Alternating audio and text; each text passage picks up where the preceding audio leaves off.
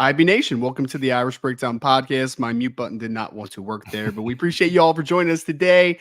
A little bit of game predictions and key to victory for the Notre Dame versus Ohio State game, which we are just a couple days away now. 7:30 kickoff Eastern time on Saturday. Of course, College Game Day will be in attendance in South Bend, Indiana. This is the biggest game of Notre Dame's season up until this date.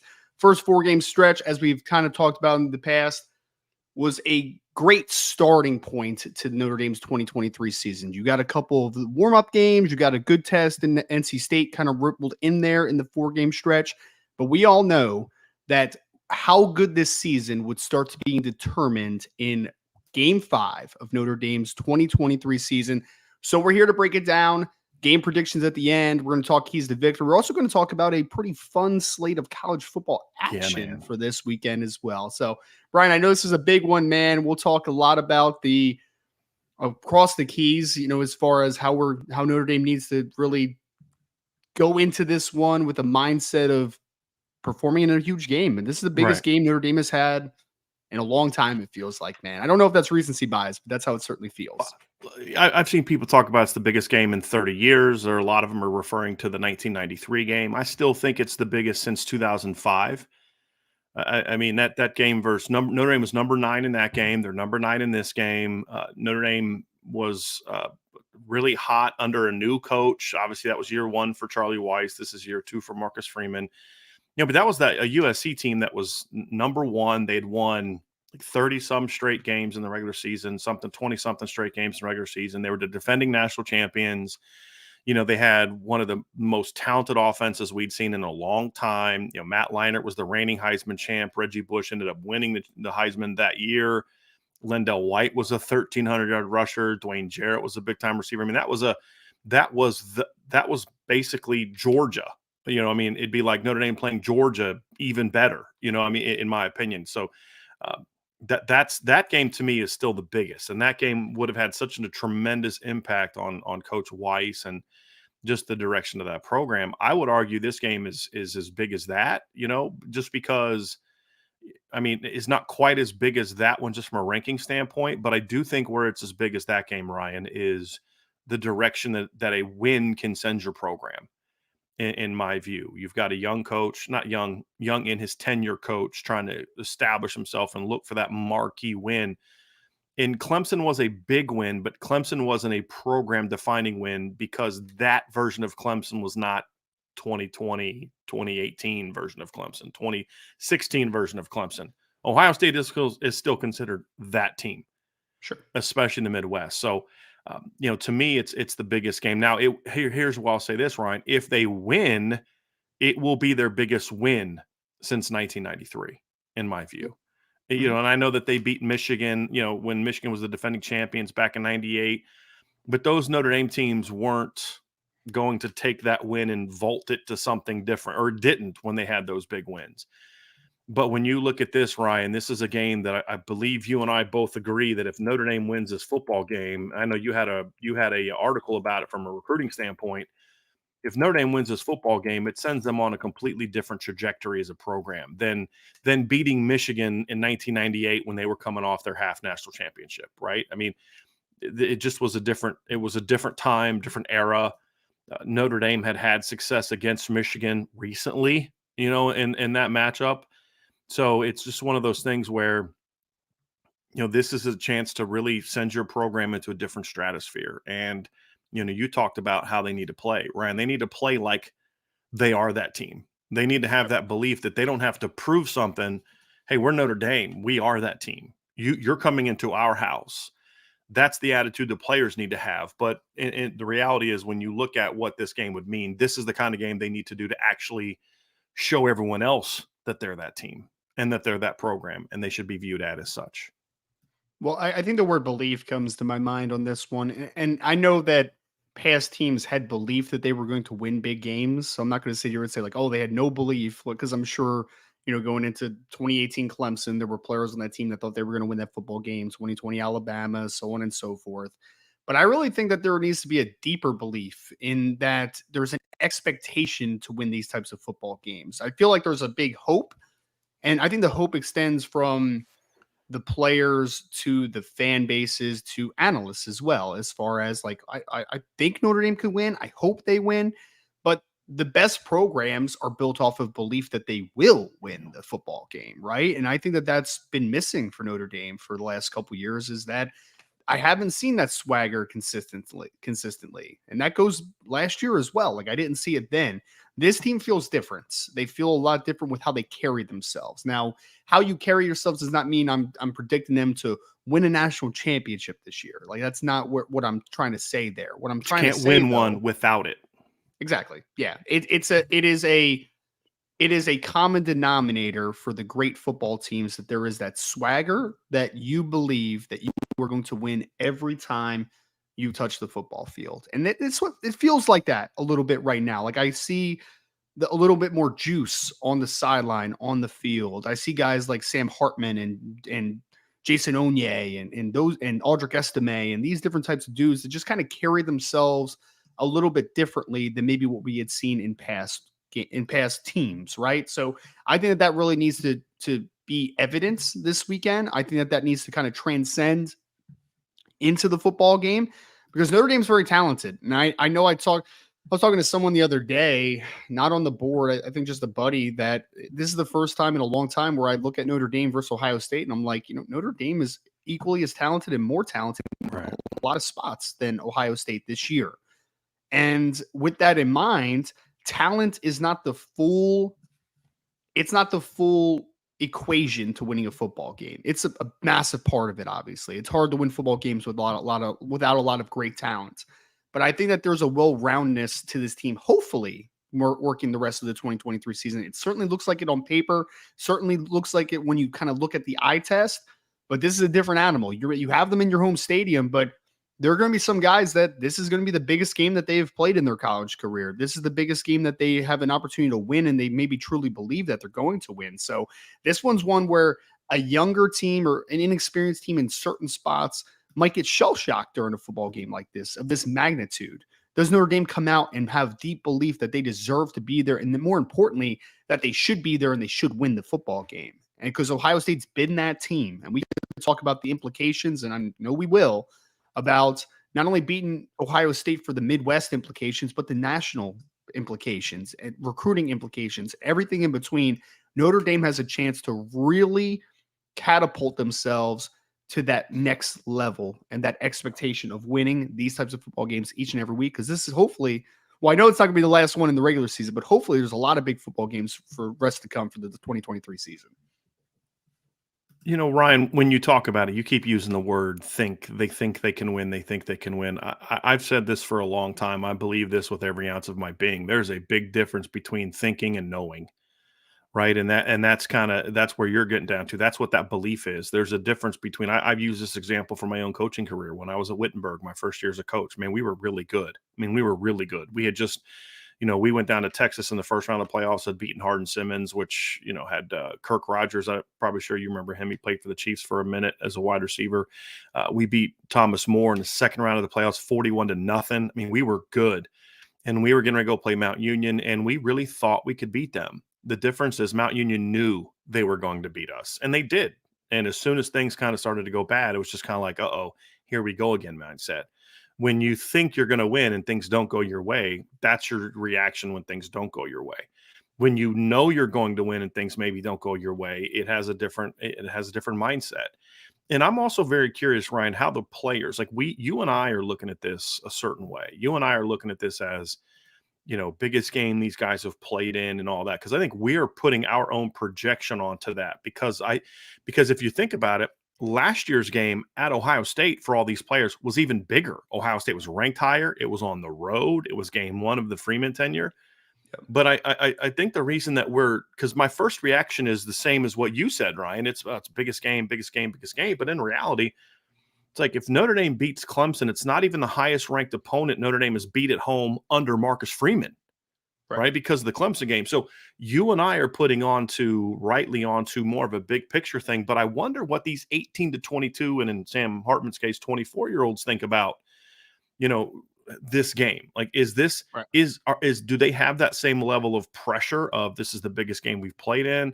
Or do they look at it as like, This is us about going out and just showing who we are. We know we can do this. Look what we did to Clemson last year, and we're a much better football team now. I'm very curious about that because if you think about it, now one of the things, and I'm saying this in response more to what I was thinking while you were talking, because you were talking, and then you had said you were talking about how this is a big game, and I'm like, man, Ohio State's played in a bunch of these games. You know, they played Penn State last year, they played Michigan last year, they played Georgia last year. And I'm thinking to myself, like, dude, Notre Dame played 3 teams that were in the top 6 when they played last year.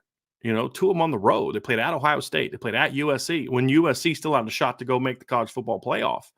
You know, they played Clemson, who was number 4, and knocked Clemson out of the college football playoff ranks. They were unbeaten at that point in time. And it's kind of like, you know, maybe this is bigger for us maybe than it is for them, that they don't look at this as like this huge pressure-packed, oh, no, biggest win at Notre Dame in 30 years. They're like, dude, this – and it goes back to what you're saying. It's like, we're Notre Dame, man. Like, we've been here before. You know, look, we played Ohio State last year at their place with C.J. Stroud in our first game under our new head coach. We played Clemson when they were ranked number 4.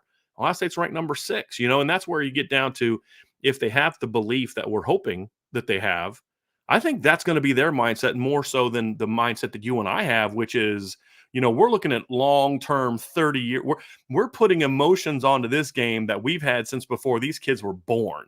You know what I mean? So I do wonder how much of that is really in their minds. And honestly, it's better if it's not, because they're going to look at it as like, we're going out there to play Notre Dame football. We're not trying to, you know, we're not trying to kill, you know, we're not trying to exercise 30 years worth of ghosts and demons that have haunted this program. You know what I mean? We're going out there to play Notre Dame football and beat a team.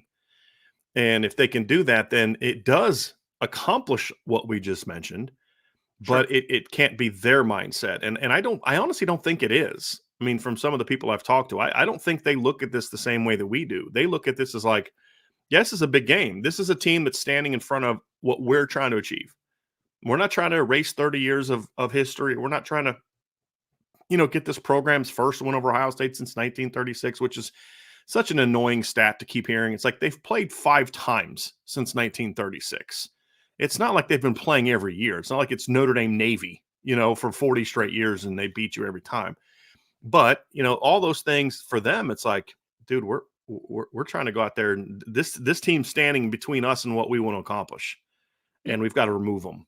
And that's kind of what it boils down to for them. I mean, that's what I was thinking when you started, is that I hope that that is in Notre Dame's mindset, right? Like, I hope that they're just, it's easy to say, you know, every game is the same, preparation is the same. We know that that's not 100% true, right? Even from a player's perspective, like, they know there's a difference between Ohio State and Tennessee State, right? Like, they're not stupid, but I do think there is a subtle confidence that comes. And we talked about this a lot in recruiting for the 2023 class, but I think there's reasons that you go get kids from Austin Westlake and Folsom High School and De La Salle, because it is another game for them, right? Like, the lights, I guarantee, you know, and we don't guarantee too much, is that Jaden Greathouse, if his number's called against Ohio State, I think he's going to make a play, because this isn't new, right? Like, this isn't like a shell shock thing. It's not like he's coming from a small school in Iowa where, like, they didn't ever play anybody very good, right? Or like a 8-man football team out of Nebraska, all due respect to the Carter Nelsons of the world, right? But, like,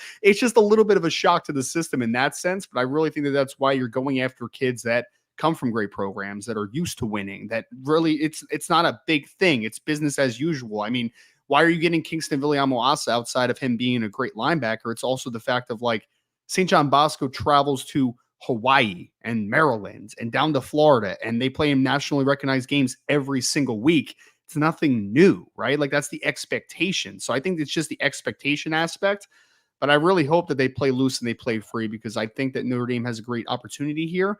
It's just one of those things where from the first snap, I want to see what that energy looks like, right? What does it look like in warmups? What does it look like in that first kickoff? What does it look like, more importantly, when adversity hits, right? Do they curl up into a ball, or does Audric Estime break off a big 30-yard chunk play that they needed, and he gets up and he's flexing his muscles and looking like that type of dude, right? Like, you need those types of guys. This is a game for me, Brian. I know we wanted to talk about this extensively in this breakdown, but your dudes need to be dudes on Saturday, man. They need to, because everyone just keeps talking about Marvin Harrison and Emeka Egbuka. We know Ohio State has dudes. Rightfully so. Right. Yes. Oh, Harvin Harrison's going to be a top 5 pick in the 2024 NFL draft. The kid is fantastic. Emeka Egbuka should be a first-round player. He's a really good wide receiver, one of the best in the country. But I think that the national perspective has lost the fact that Notre Dame also has some dudes, man, on both sides of the football. And I think that's a great place to start, is that if Notre Dame is going to win this football game, maybe, hopefully decisive action, or at least, from start to finish, that type of deal, it's going to be because Notre Dame's dudes, the guys that you really look for in the time of in the big money moments of needing a big play, are the guys like Sam Hartman, Audric Estime, Benjamin Morrison, Cam Hart. Can they make those types of big plays when they matter most? Yep. There's two keys, Ryan, that you and I discussed before the show that are sort of all encompassing. Their offense, their defense, their special teams, they're all encompassing. Number one is right there, Ryan. Stars got to play like stars. I mentioned it yesterday. You mentioned it there.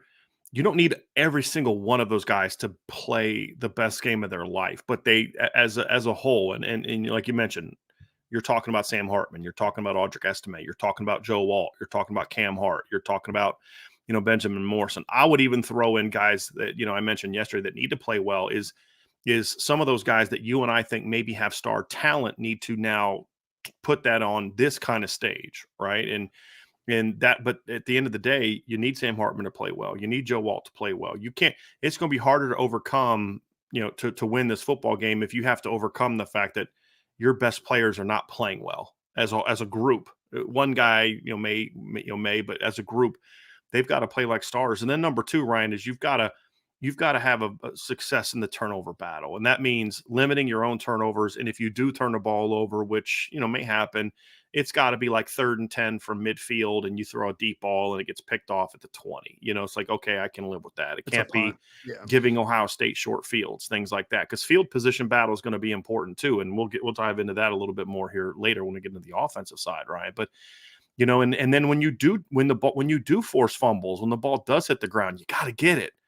And you've got to be disruptive and get the football. So that turnover battle is going to be huge on both sides of the ball, Ryan. So that's kind of those keys that are not offense, not defense. It's just all encompassing. You need Spencer Schrader to be money. You need your talented returners to make plays if the opportunity, presents itself. You need your best players to step up and be your best players. And the turnover battle is incredibly important in this game. And that's also partly where your best players come from, right? Yep. Like Sam Hartman you've got to be the Clemson version of yourself, right? You got to be what you were last year versus Clemson, not, maybe what we saw against Pitt in the ACC title game 2 years ago, right? Like that's what we're going to need to see from him. And if he's not that, it's going to be, they can still win, but that just means Audric Estime has to be an even bigger star, right?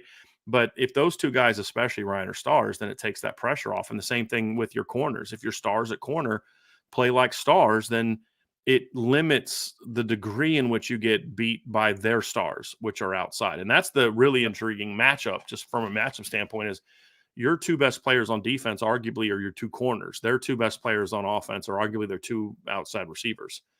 And it's going to make that a really fun matchup. But Notre Dame's guys got to play like dudes, and they did last year. They played like dudes last year. And they got to do that again. You got to win the turnover battle. So big picture, those are the two all-encompassing keys to success for Notre Dame in this game.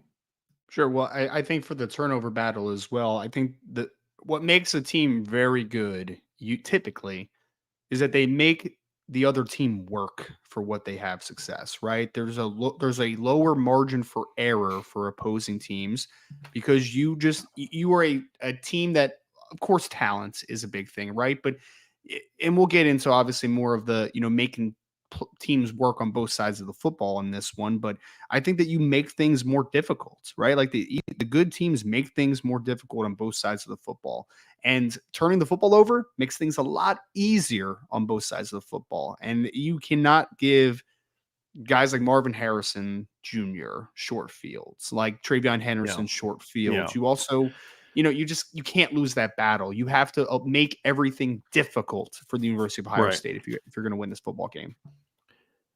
They're going to get mad at you for saying that, Ryan. It's the Ohio State University. I also said University of Ohio State instead of Ohio State University, so I completely put it backwards. Right, as well. I got you. That's fine. Who cares? Let's go to the Buckeyes. offense, Ryan, and really start off with the keys on offense. Key number one is similar to what a sort of a traditional key we have on offense, but it's going to be a little bit nuanced, and it is start well. It's not just about starting fast and coming out and getting, touchdowns or points in your first 3 drives and things like that. That's important. That's part of this, right? Is you've got to come out and starting fast in that regard as far as getting points does one of 2 things. Number one is if your defense is playing well, it allows you to jump to a lead that then puts pressure on Ohio State to try and come back.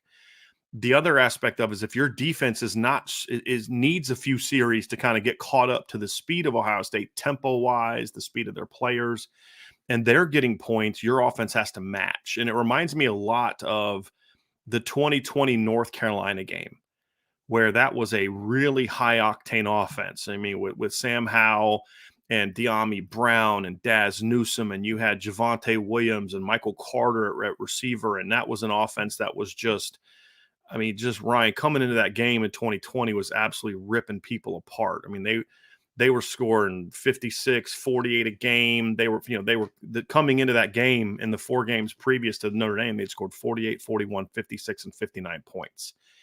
And was just a really dynamic offense, and the defense struggled. They gave up touchdowns in the first. Remember the North Carolina Miami game that year where they ran for like 400 yards or whatever it was? And that came later in the year in a 6. I know. They won 62-26 and rushed for 554 yards in that game. It's gross. Ran for 399 against Georgia Tech, 326 against NC State. But when you look at that game, Ryan, early on, the Notre Dame defense was not playing well. North Carolina got touchdowns on their first 2 drives. I mean, boom, just like that, 14 points. And the Notre Dame offense, which punted on their first drive, answered each of those touchdowns with touchdowns of their own to make it 14-14. Well, what that allowed the Notre Dame defense to do is Clark Lee and the defense were able to kind of say, okay, let's slow things down. Let's relax. We're fine. Our offense picked us up. We're okay. Let's make some adjustments. And they went out there and completely shut North Carolina down the rest of the game. If it's 14-0 and you've punted it to them twice and now they're getting the ball with a chance to go up 3 scores, you're in trouble. You're in big trouble. So either way, the offense has to start well in this regard. But it's not just starting well from a big picture standpoint. Success, Ryan, is going to be starting well within each possession, within each drive, really coming out. It means first down success and those type of things where you've got to keep yourself, ahead of the game, because you started to discuss it in the previous section, and this is where we were going to dive into it even further, is starting well on each drive means you've got to be able to move the chains. Notre Dame on offense this year has been boom or bust. They've been like big play, touchdown drive, or 3 and out. Yeah. And the point that we were discussing before the show started is you can't, for example, give Ohio State the kind of field position you gave NC State early in that game, where NC State was getting the ball like 35, 45, 50. I think their first drive of the game started at the Notre Dame 49-yard line. You were able to shut that team down with that. You're not going to do that to this Ohio State team. If you're giving them those type of field positions, you're going to be in trouble. You need to make Ohio State work. And that means, number one, starting fast, putting points on the board, but also within each drive, getting moving. Because the other part of this too, Ryan, when you talk about team success, Marcus Freeman always talks about you need to play complementary football. If Ohio State just went down the field and scored, yeah, there's pressure on us to go down and score, but if we're not going to score, you better darn sure put a drive together that takes a few minutes off the clock that allows your defensive coaching staff to kind of have some conversations and figure out what adjustments they need to make. This is how Ohio State buries teams in the past when they've been really good. They score, 3 and out. They score, 3 and out. Yeah. Next thing you know, before you've gotten to 10 offensive plays, you're down 21-0, 17-0. And your defense has barely been able to figure out what's going on, right? Your offense has to step up in those early situations and do well. And that's when you've seen when Ohio State's had struggles in recent years, Michigan last season, when you look at Oregon 2 years ago, those things that's been a big reason why those teams have been able to stay in the game, is because their offense early on was able to match scores. Oregon takes an early second quarter lead against Ohio State. The Buckeyes end up scoring to tie it up. Oregon goes right down the field and scores again. We saw how Michigan last year was able to answer Ohio State scores. Ohio State actually played pretty well in the first half of the game. I think was it 20-17 at halftime. And but Michigan's offense kept answering, and eventually the defense was able to figure out how to make stops, and the offense was able to put them away. So you're gonna need to see that. They're gonna have to start well overall in the game. In each series, they're gonna have to be really good on early downs. First and second down need to be money downs for Notre Dame in this game. Well, I think that for me, I talked about it a little bit in the previous section of making things difficult for opposition.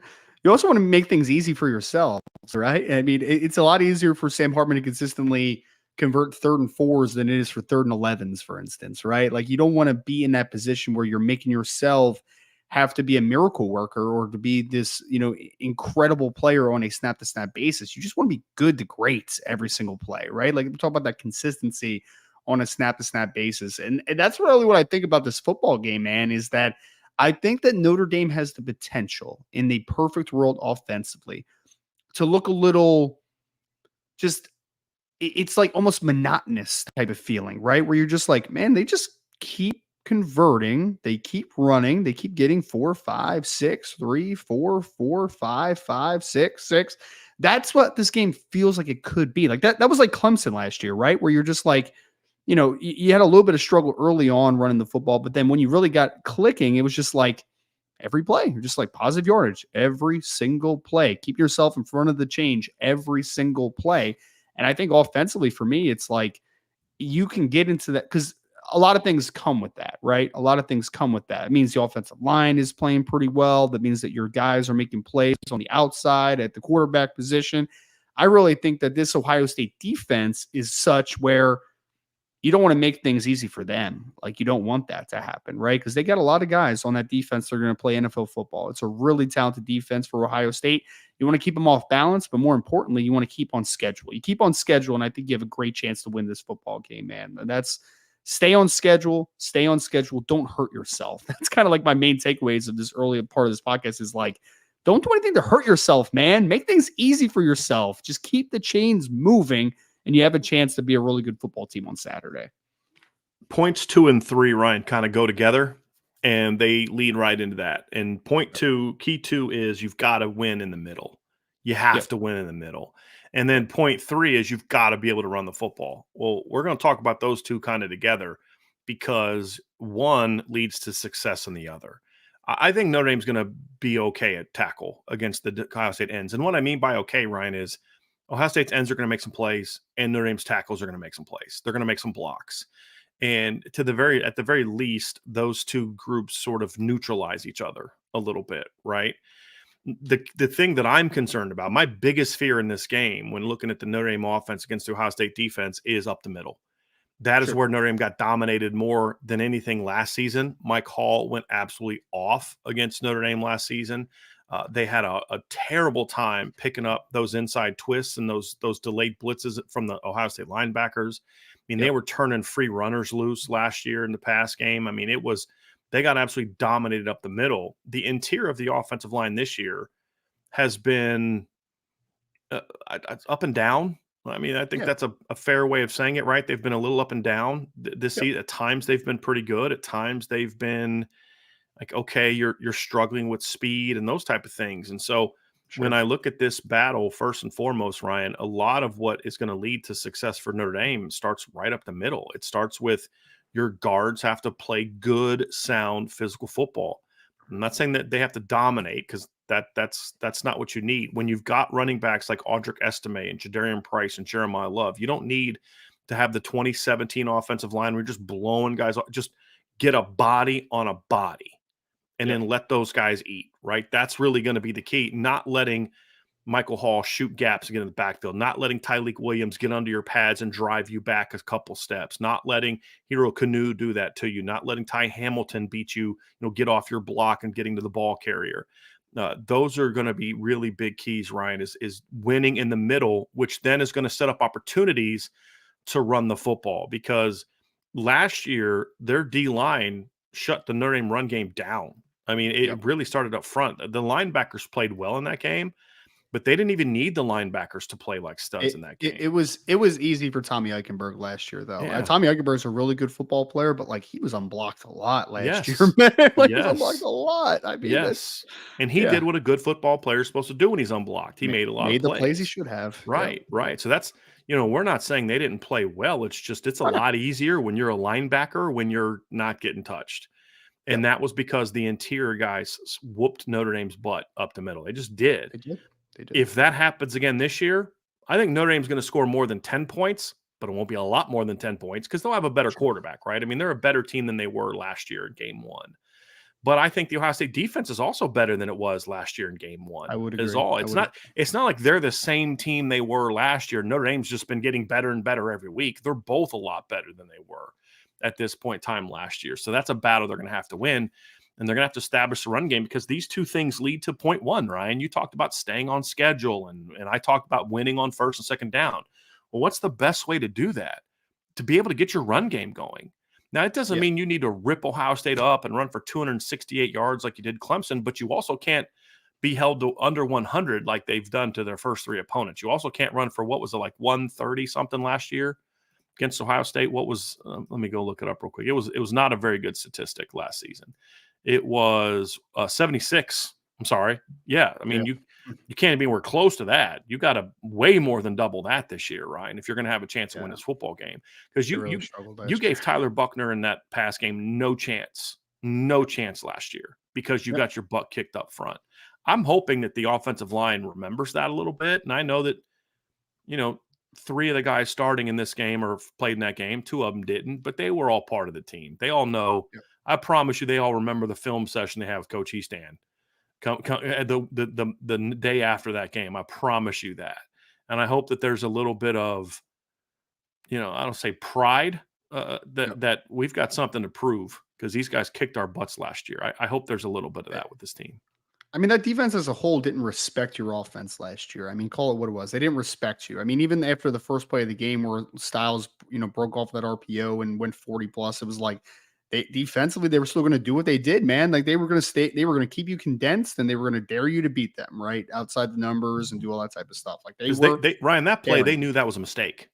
That wasn't like where a Notre Dame guy went and mossed somebody or made a guy miss. It was a bad angle. And it's exactly what Cam Hart did against Emeka Egbuka. It was like, look, you should have just made the tackle, let the guy catch the ball, tackle him at 7 yards, and it's 2nd and 3. Yep. So to your point, though, it wasn't, oh, man, Notre Dame just came up and gashed us on the first play of the game. It wasn't that. Right. It wasn't like your outside receiver just ran straight by the corner and then you were able to hit like a deep ball type of situation. Like that didn't happen, right? I mean, no, Ohio State did not respect Notre Dame's offense at all. I think that they'll respect it more this year because of where you are. But I mean, it's still a process of like, got to prove it, right? I mean, like what you did against NC State and Tennessee State and Navy and all those guys, like it doesn't matter. Central Michigan, like they don't care about that. We're Ohio State and they should feel that way. They should 100% feel that way. We spent a lot of time in this podcast already talking about swagger and belief, right? Ohio State should have the same thing on their side of like, I don't care if you're Notre Dame, like come run on us. You ran for 76 yards last year. Who are you guys right now? You're nothing, right? And I think that it's a great place to start on the interior because defensive tackle wise, I know the ends are good too, but like defensive tackle wise, that's probably the deepest position on the defense, in my opinion, right now, is the fact that you can start a Tyleik Williams and Michael Hall. God forbid someone gets hurt, and then it's like, okay, Ty Hamilton, go in. Oh, Hero Canu's coming in at the end of the football game because he's still a young pup, but I mean, I saw him a couple games ago where I was like, dang, Hero Canu might be their most talented dude on the interior defensive line. Like he really might be, right? So they have depth on that interior defensive line. They have really good second-level defenders as far as college football players. Tommy Eichenberg is a real good football player. I think Steel Chambers is a really good football player. They have some guys on that second level. They completely neutralized Notre Dame's ability to run the football last year. And even with Sam Hartman as your quarterback, your identity is still to be physical and run the football. And when you take that identity away, that's one of those confidence shakers a little bit, right? If I'm a running back or if I'm an offensive lineman, it's like, this is what we're kind of built off of. And they are just kicking our tails right now. Like they're kicking us, man. And that's a depleter, like that takes confidence away. So yes, I agree that the interior defensive line is a really good unit for Ohio State, as is the linebackers. Notre Dame needs to make things very difficult and a little bit demoralizing at times. I'm not saying you have to drive Michael Hall off the ball 10 to 15 yards every single play, right? Right. But in a big play, like a 3rd and 3, wow, Rocco Spindler just blew Michael Hall off the ball and they got a first down running off the right side. Like something like that. Those moments to gain confidence is my biggest thing. And that was the thing against Clemson last year, Ryan. When you watched Notre Dame run on Clemson last year, they weren't driving Brian Bresee 5 yards off the ball every snap. They weren't driving Miles Murphy into the sideline like we saw at times with the 2017 offensive line. You know what they were doing? They were winning playing reps. Physical. Yes, they were playing physical and just doing their job. Get a body on a body and do it with force. And that's Harry Hiestan's whole mantra. Yes, you want to dominate your opponent, but the baseline is you've got to do your job and do it physically, Right. like with emphasis, right? Play hard and do your job. It's not if you try to go out there and say, I'm gonna blow Michael Hall off the ball 5 yards, you know what he's gonna do? You're gonna come off out of control, he's gonna make you miss, and he's got a 3-yard tackle for loss. That's what's gonna happen. Yep. Right? Yeah, you ever seen this scene from We Are Marshall where the offensive lineman tries to go low on Jack Lingle and then he just head slaps him? He's like, head slap around him. That's the type of stuff. Obviously not head slapping, but it's like, what's the movie? I'm trying to remember what movie it was where the guy was like, look at his knuckles. If his knuckles are white, Invincible. It's like, yeah. So, you've got to play under control, but you've got to play with physicality and you've got to do your job. That's the key. And if you can do that, reps, man. You've got the backs, Ryan, with Audric Estime, Jadarian Price, Jeremiah Love, Jabron Payne. You've got the backs that can get you the yards you need. And it's not going to be a bunch of 20-yarders. I mean, I would love it if Notre Dame comes out there in the first drive. They're just gash. It'd be great. But that's not my expectation. My expectation is, first few times you run the ball, you're getting 4. You're getting 4. Now you're in 3rd and 2, and you're in a much more manageable situation, right? Like I'd be happy with that, And then, like you pointed out against Clemson, then that leads to eventually it's okay. Now you're really pop a couple. Yes, and that's what happened against NC State. They kept leaning on him, and eventually they were able to start ripping off some big plays, but. You're going to have to play with a little bit more discipline than you did against NC State early. That's going to be a big key. So, I mean, if they can get the run game going, Ryan, it makes everything else easier. And it also leads to point 4. They've got to generate big plays. Because, I get what you're saying earlier about, methodical, but here's the deal, Ryan. You are not going to put 6 or 7 or 8 scoring drives together against Ohio State that are 9, 10 plays apiece. Just doesn't happen against good teams. Just not going to happen. And you're going to need some big plays. Now, so far this year, Notre Dame's offense has been as good as any team in the country at getting plays of 20, 30, and 40 yards.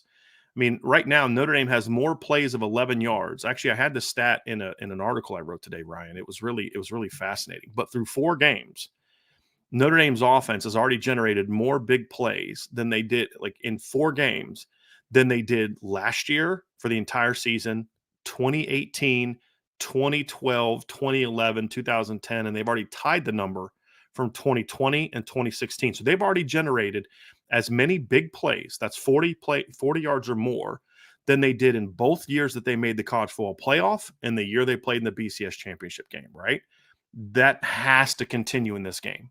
Now, I'm not saying you're going to have a 76 and a 75-yard touchdown like you did last week, but you need those chunks. You need those 20s, those 30s, those 40s, to come about from time to time in this game. You're going to have to get those chunk plays to have success. And now that efficiency needs to be combined with the chunk plays, because Notre Dame actually had a couple chunk plays last year. You had the first play of the game to Lorenzo Styles. You had the deep ball to Matt Salerno. You had the deep ball to Braden Lindsey. But you're going to need more of those. You need to double that in this game. Plus, you're going to have to be a more efficient team, which comes from running the football. When you run the football effectively, it's going to create more opportunities for you to win some of these battles, because, Tobias Merriweather is going to run a route against Denzel Burke, let's say maybe 25 times, 20 times. He only needs to win 4 of them in impressive fashion to have a big impact in the game, right? And the way Chris Tyree is, he only needs to win 1 of them. You know what I mean? And that's the kind of the thing that you have this year that maybe you didn't last year, is you've got the speed at receiver, but you also have the quarterback that can get those guys the football. which you didn't have last year. So as long as the offensive line plays well, they should be able to do that. But that's going to be a big key, Ryan, is yes, you need to be, and there's a reason we started with run the ball well and do all that first, because you're also not going to beat Ohio State with just big plays. If they have 6 plays of 30 yards or more, they may only score 17 points because it also requires some efficiency, but that makes it a lot easier. So the big plays are going to have to also come from this offense, Ryan. Run game, pass game, don't care where it comes from. They need to happen. If you can have some early, I think that could do something that could build some confidence. It'll get the crowd energized. That's another reason starting fast is important too, Ryan, is you need this Notre Dame crowd to be fired up early and nonstop. That's going to be a big key. But the big plays also fire you up and start to put a little bit of doubt into Ohio State's mind, like, oh, this isn't the same Notre Dame team we played last year. That's important. Very important. Destroy the narrative is the key of this weekend, right? I mean, it really is. I would say, and Brian, I am going to talk a lot about this when we do our actual score prediction, but I think this is a game that is going to be won and lost on the money plays, right? Why did you go get Sam Hartman? It's because when you need a big play, you think that he can make that type of big play. Why have you continued to upgrade the wide receiver position? Why have you continued to upgrade the running back position? It's because you need to be able to make some big plays in this football game. There's no doubt about it. Now, it's still within the structure of offensively what your identity is.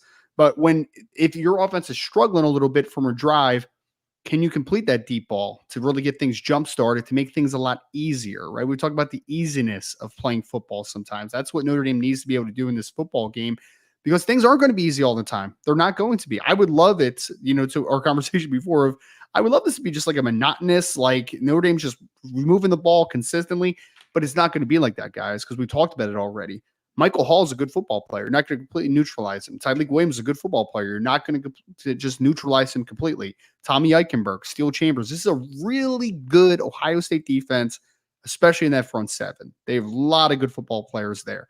You're not going to just run 5+ a clip on this team every single play. There's going to have to be some hidden big plays, some hidden yardage in this football game, because if you're expecting that you're just going to go in, even in your home stadium, if you expect that you're just going to go against Ohio State, against that front seven, and just get 5+ yards every single carry, you're going to be very, very disappointed in the outcome there, right? So you need plays to loosen things up.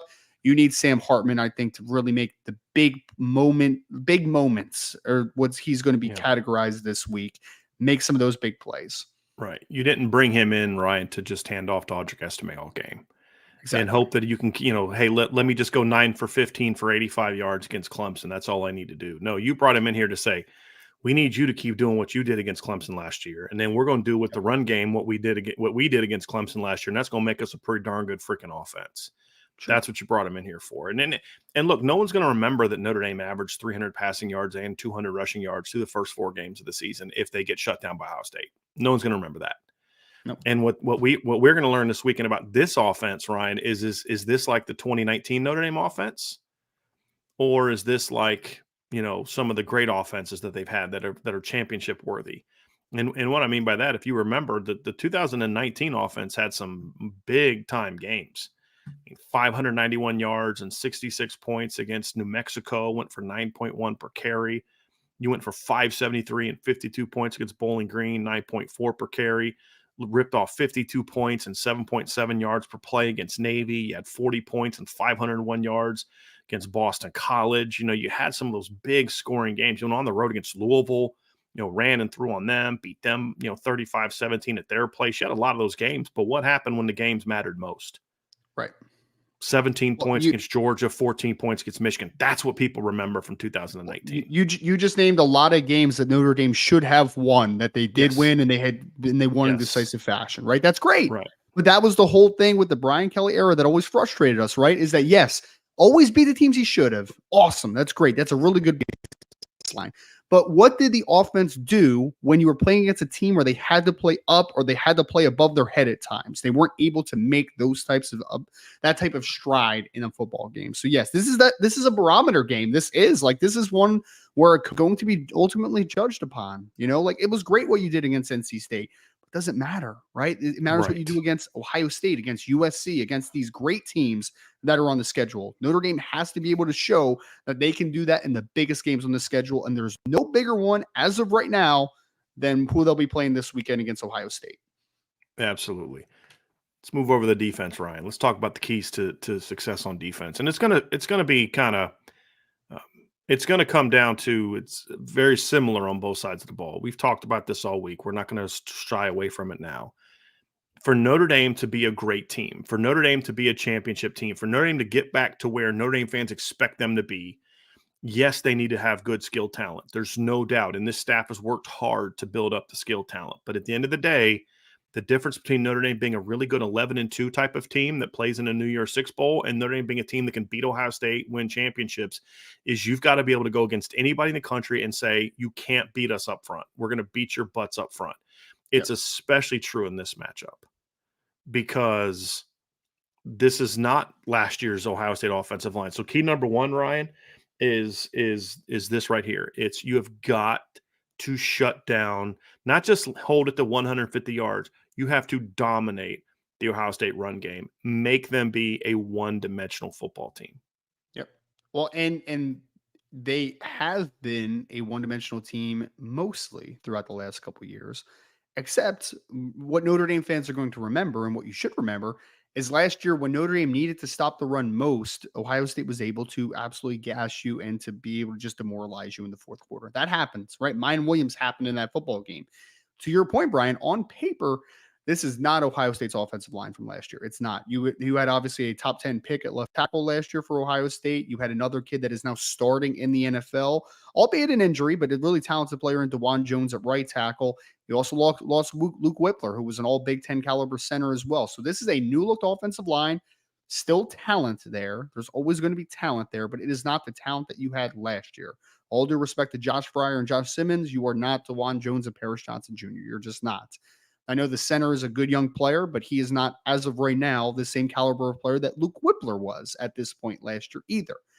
Notre Dame has an opportunity to give that offensive line that is young and, or I should say inexperienced and still developing for the most part, outside of like Matthew Jones, experienced but still developing. You have a chance to demoralize them early on in this football game. A couple tackles for loss, a couple quarterback hits, and all of a sudden the offensive line is looking around like, oh man, I don't know what just hit us right now, guys. I don't know what hit us. And ultimately, Travion Henderson, incredibly talented. I think he's one of the more talented running backs, just physically gifted running backs in college football.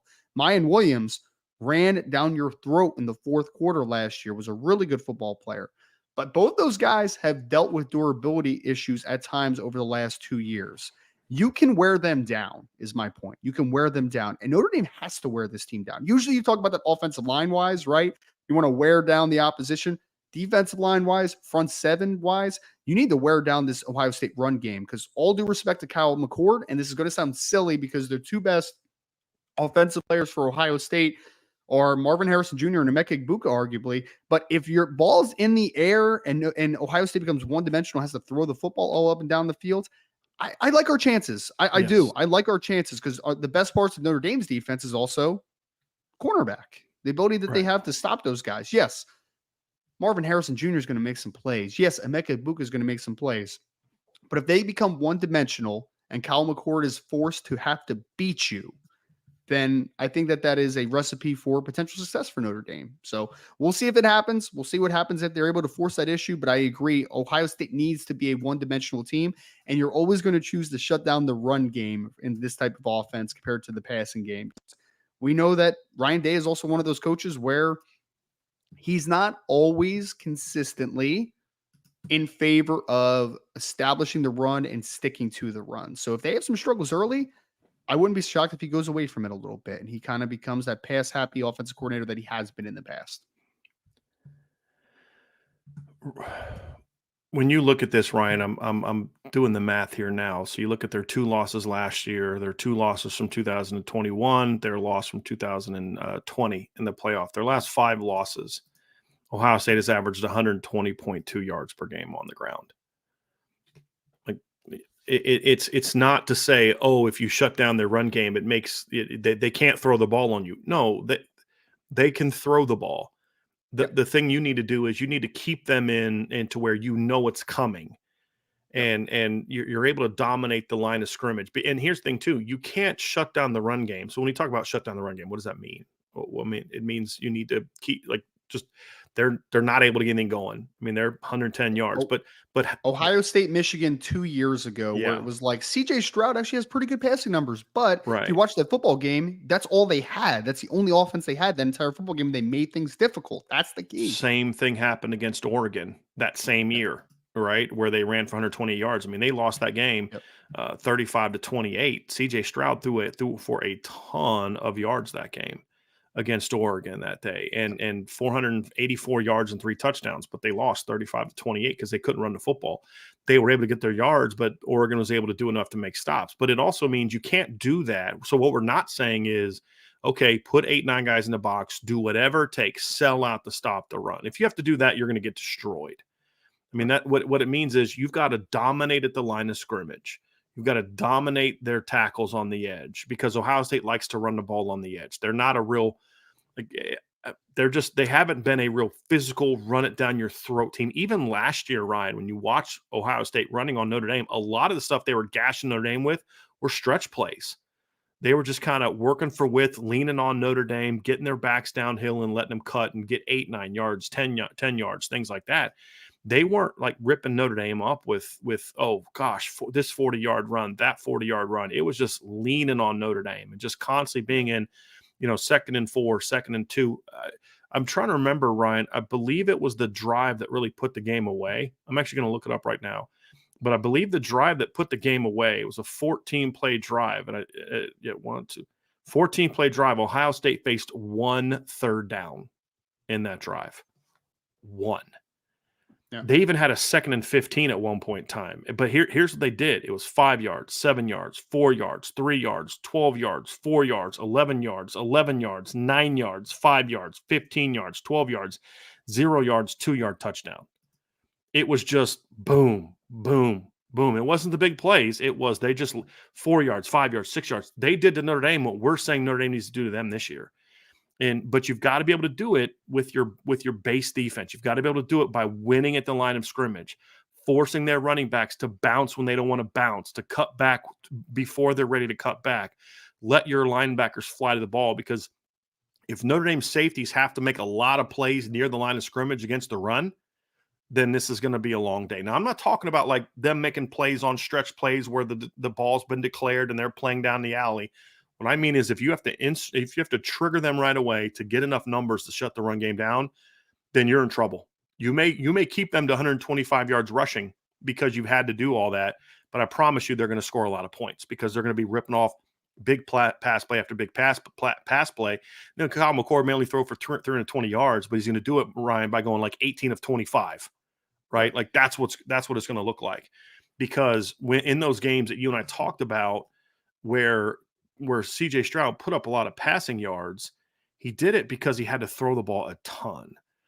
484 yards against Oregon. They needed to throw it 54 times. He threw for 395. He threw for 394 yards against Michigan, but he needed 49 pass attempts to do it. That's the difference. Last year, he threw for 349 yards against Michigan, but he needed 48 pass attempts to do it.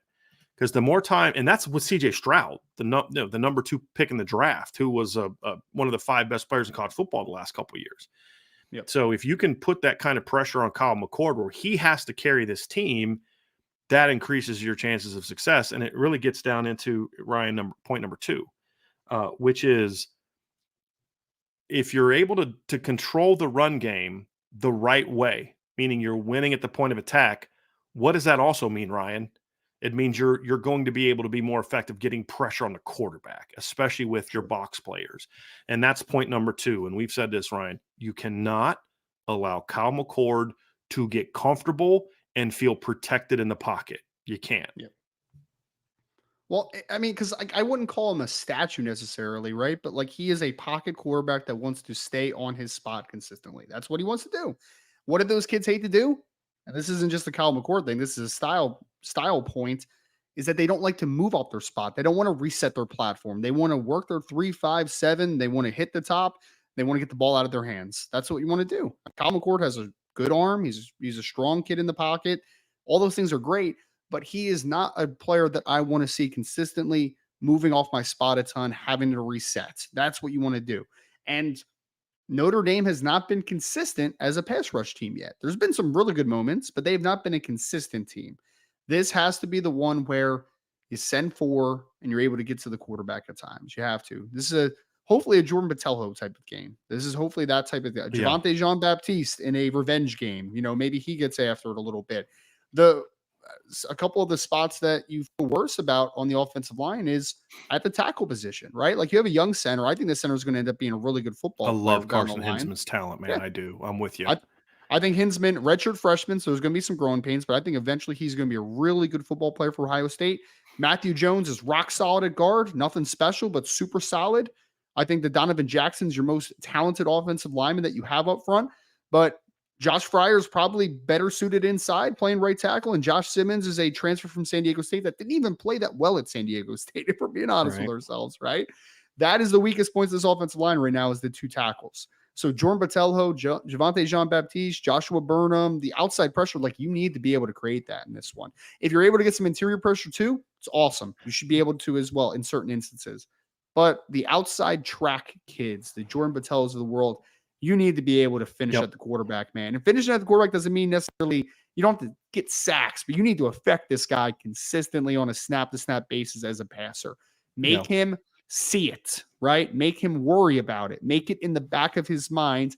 And I think that you have a chance to rattle McCord as he's still a young quarterback. I mean, this is their 4th game of the season, right? Notre Dame's 5th. So he's started now. This will be his 5th career start at Ohio State. So he's still he's still an inexperienced quarterback on the college level. You still have a chance to be able to rattle him a little bit in this one. And even if Kyle McCord doesn't get rattled, right? Like I agree with you, Ryan. I'm going to go further. I don't care if you're a 5th-year senior. I don't care. And this is true for Sam Hartman. If Ohio State is in his face all day, hitting him, forcing him to get rid of the ball quickly, all those type of things, he's not going to play well.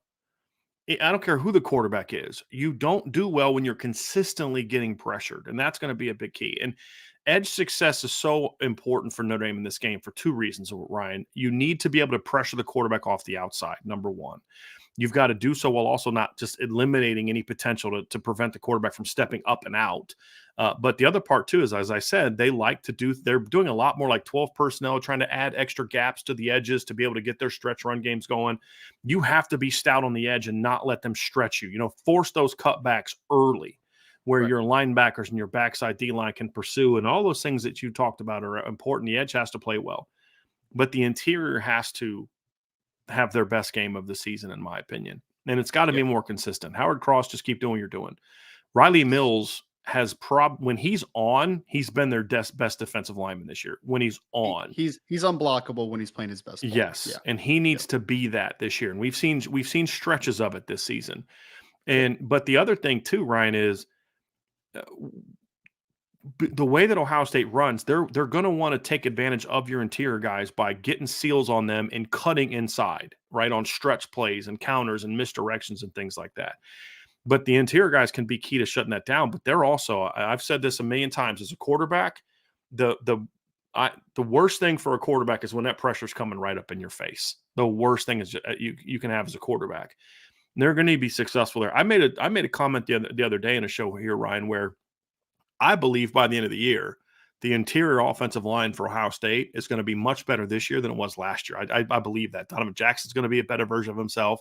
I think by season end, Carson Hinsman's going to be – we're going to be talking about him next year as a preseason all first-team Big Ten guy. You know that, Ryan. You and I have talked about him on our show a bunch of times, and Notre Dame was recruiting him. Big Carson Hinsman fan. And like you said, Matthew Jones, rock solid. But they're still going through what the Notre Dame interior is going through. They're still trying to get on the same page. They're still trying to get the timing down because they are kind of working together for the first time. I think Matthew Jones has been back from right to left his career. You've got a new center in the middle. You can't let him get comfortable either, because the same thing that you just said about Kyle McCord is what I would say about Carson Hinsman. Is if you got a center that's just like think about what Ohio State did to Zeke Correll last year. They had him spinning. I mean, he didn't know where stuff was coming from. You need to have a similar type of effect in this game as well, where you really take advantage of Carson's lack of experience, because Eventually, he's going to be a star. You just can't let his breakout party be this Saturday at Notre Dame Stadium. You know what I mean? And that's why I say also up the middle also is very important in a place where you can have some success because they are still in a line that's gelling, just like Notre Dame's line. I mean, if you go break Notre Dame down, it was game 4 that they really had sort of their, okay, this is the best they've played as a unit. You can't let Ohio State have that same sort of game 4 breakout. And it's going to be a big part. And it's true, Jason Onye is part of this. Gabriel Rubio is going to be part of this. I imagine Donovan Heinisch has earned some reps for how he played the last couple games. And as long as Al Golden uses them correctly, meaning don't ask Donovan Heinisch to eat up the A gap against 300-plus pound linemen, let him penetrate and attack, I do think they can have some success. And if Notre Dame can win up the middle, Ryan, that's their best opportunity to do 1 and 2 together. Shut down the run game and pressure Kyle McCord. Get him uncomfortable.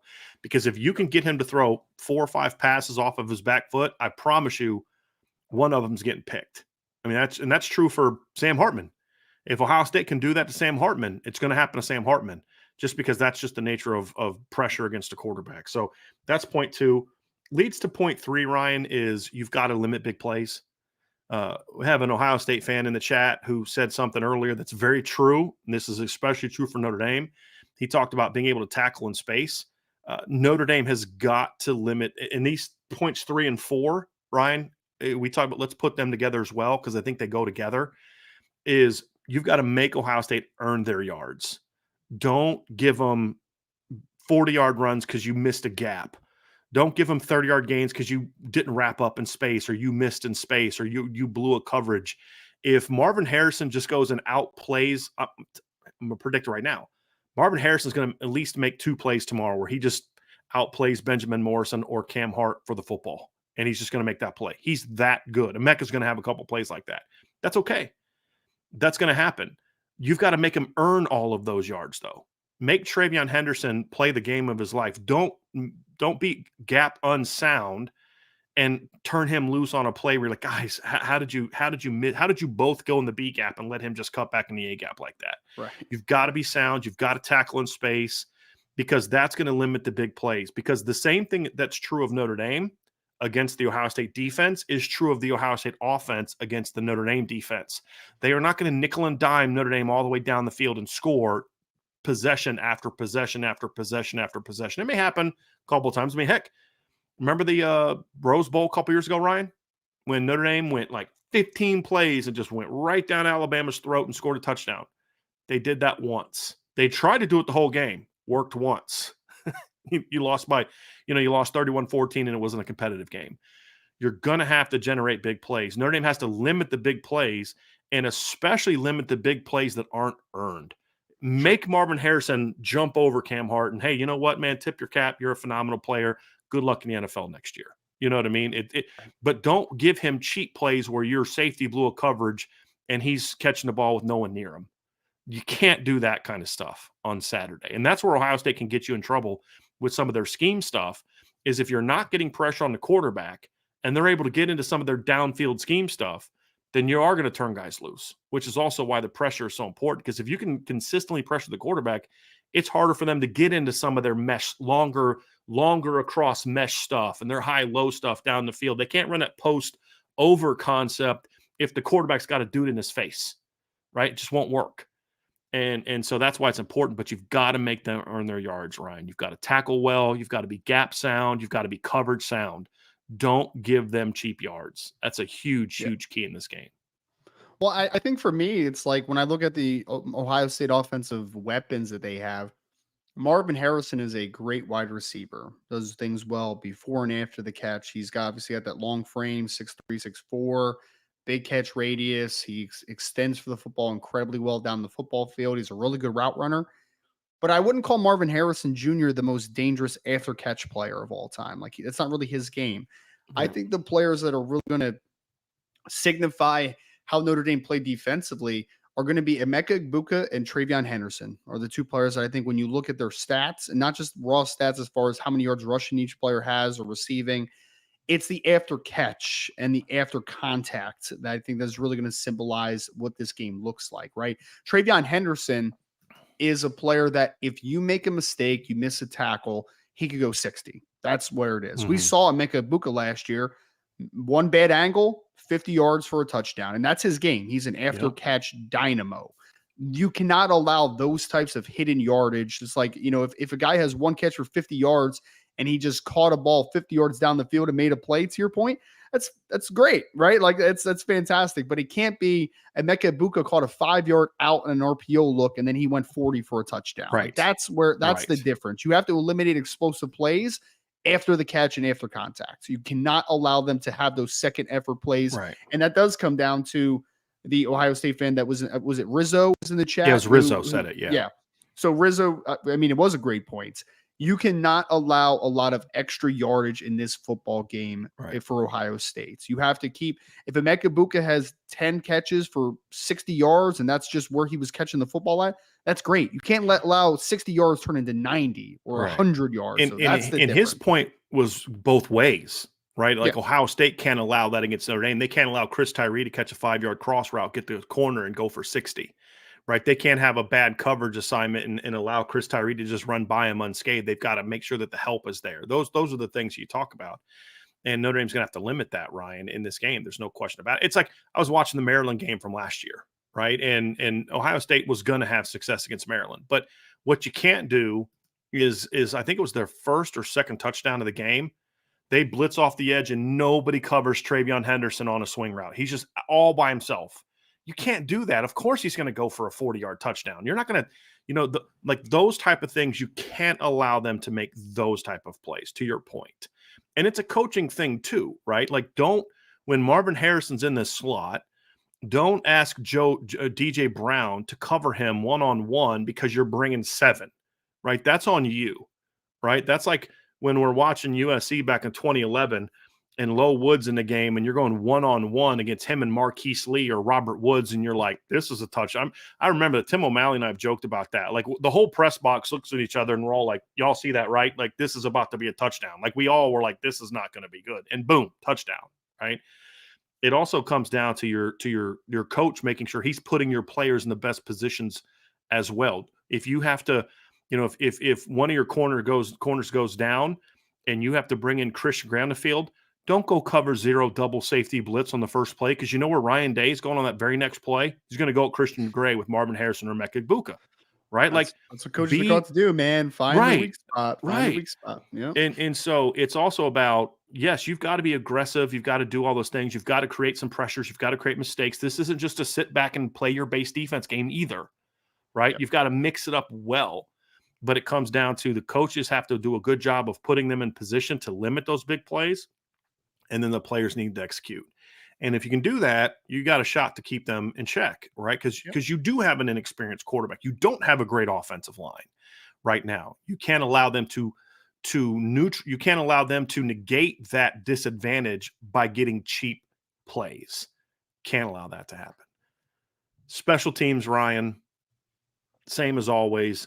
Do no harm. Special teams week. I think it's really do no harm. Don't give up cheap plays. Win the field position battle. But this is one of those games where the difference could come down to, can one of these two teams make a big play, right? And you look at the game last year against Clemson. What was it that really got that game broken open early and got the Notre Dame crowd just going crazy?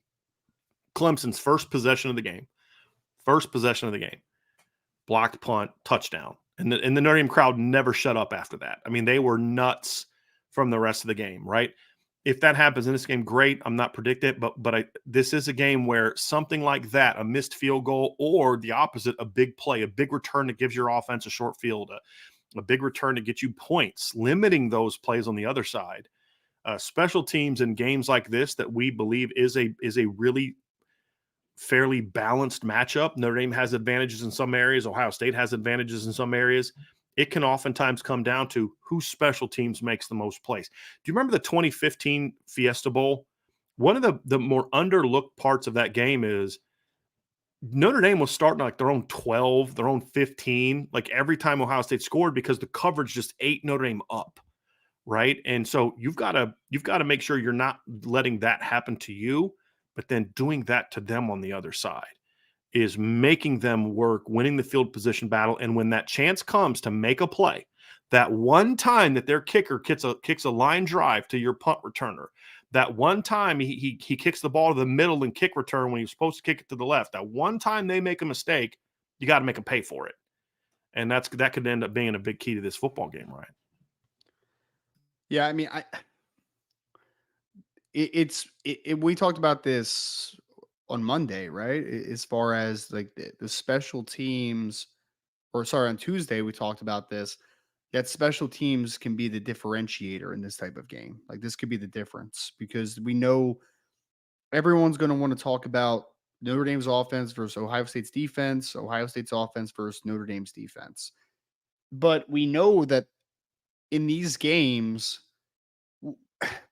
if Notre Dame's winning a football game 41-17, no one's going to talk about the missed field goal after the game, right? Because you dominated and you didn't need it to win. You didn't need that one to be a deciding factor in a football game. But in a game against Ohio State, that field goal is needed. You need to knock it down. I don't care if it's 59 yards, right? Like you need to be able to knock that one in. Bryce McPherson, who's looked really good so far, in my opinion, in the opportunities that he's gotten as the punter. This is a game where it's awesome that you were really good as a punter against NC State. And it was awesome that you've done some nice things at punting in the first 4 games in general. But can you make that booming punt or knock one in down inside the 20-yard line or directional punt against Ohio State when the game matters, where field position matters so much more? That's a differentiator. That a lot of time that is the make it or break it. That's why a lot of good football teams that we've seen have quietly just had really good and sound special teams, right? Like it doesn't have to be you have a future NFL kicker that's going to kick in the NFL for 10 to 12 years, but like a guy that is going to make his kicks consistently, the ones that you set him up for, and a punter that is not going to kill you. Notre Dame is going to have enough battles this week against a really good Ohio State team. You cannot shoot yourselves in the foot by bad mistakes in a part of the football game that is going to be magnified comparative to what it is other games. This special teams is more important this week than it was against Tennessee State. That's point blank, period, for me. It's more important. It is, because it could end up being the difference between winning a football game, losing a football game, and everything in between. Notre Dame needs to be sound and good and consistent. Spencer Schrader's got a huge leg. This game is about consistency, though. Bryce McPherson has a huge leg, but this game is about consistency. Yeah. No missteps, no hurting yourselves, no shooting yourselves in the foot. Play a clean football game. Ryan, I think your point there was great. And I love this before we go into the predictions. You do not look back with regret in that game when you won 41-17. And man, I wish I would have made that one field. I mean, a competitor will, but it's not something that haunts you 20 years from now, right? Yeah. What haunts you 20 years from now is that game where you lost by a point or a field goal or 2 points or whatever. And you think about, man, if I just would have made that one block, if I would have just made that one catch, if I would have just made that one tackle, if I would have just caught that one pass that hit me right in the hands, if I mean, it's all those type of things, right? It's that leads to that. And so you play clean football, and when the opportunities are there, take advantage, because that's what often determines who wins or loses when you have 2 really good football teams on the field. And that's what we have on Saturday. No doubt. Let's jump into our predictions, Ryan. We're gonna do what we always do, right? We're gonna give our prediction, break down how you see the game playing out, and then we'll hand out some game balls and no such. But we'll get to the game balls and storylines first, Ryan. But in a minute. But let's begin with you giving us your score prediction and how you see this game playing out. Yeah, I think this game is going to be a little bit lower score than some people think. I've seen people, say 38-35 and 41-35. I've seen a lot of like really high scoring predictions on the national media perspective and just kind of around. I think this one's going to be a little bit low scoring, because the way I look at this game, Brian, for me, is that Ohio State has a really good defense. I think Notre Dame has a good defense. And I also think that Ohio State has some offensive limitations, some offensive struggles that they're still kind of working through, right? Offensive line is still growing, developing. Quarterback is still getting more and more acclimated and better from a snap-to-snap perspective. So I actually think this game's going to be a little bit of a low-scoring affair. I think it's going to be a little bit lower scoring. So I went 27-21 Notre Dame. I think that this game is going to be defined by the big moments, by the money plays in this one. I think this is going to be a very highly contested game.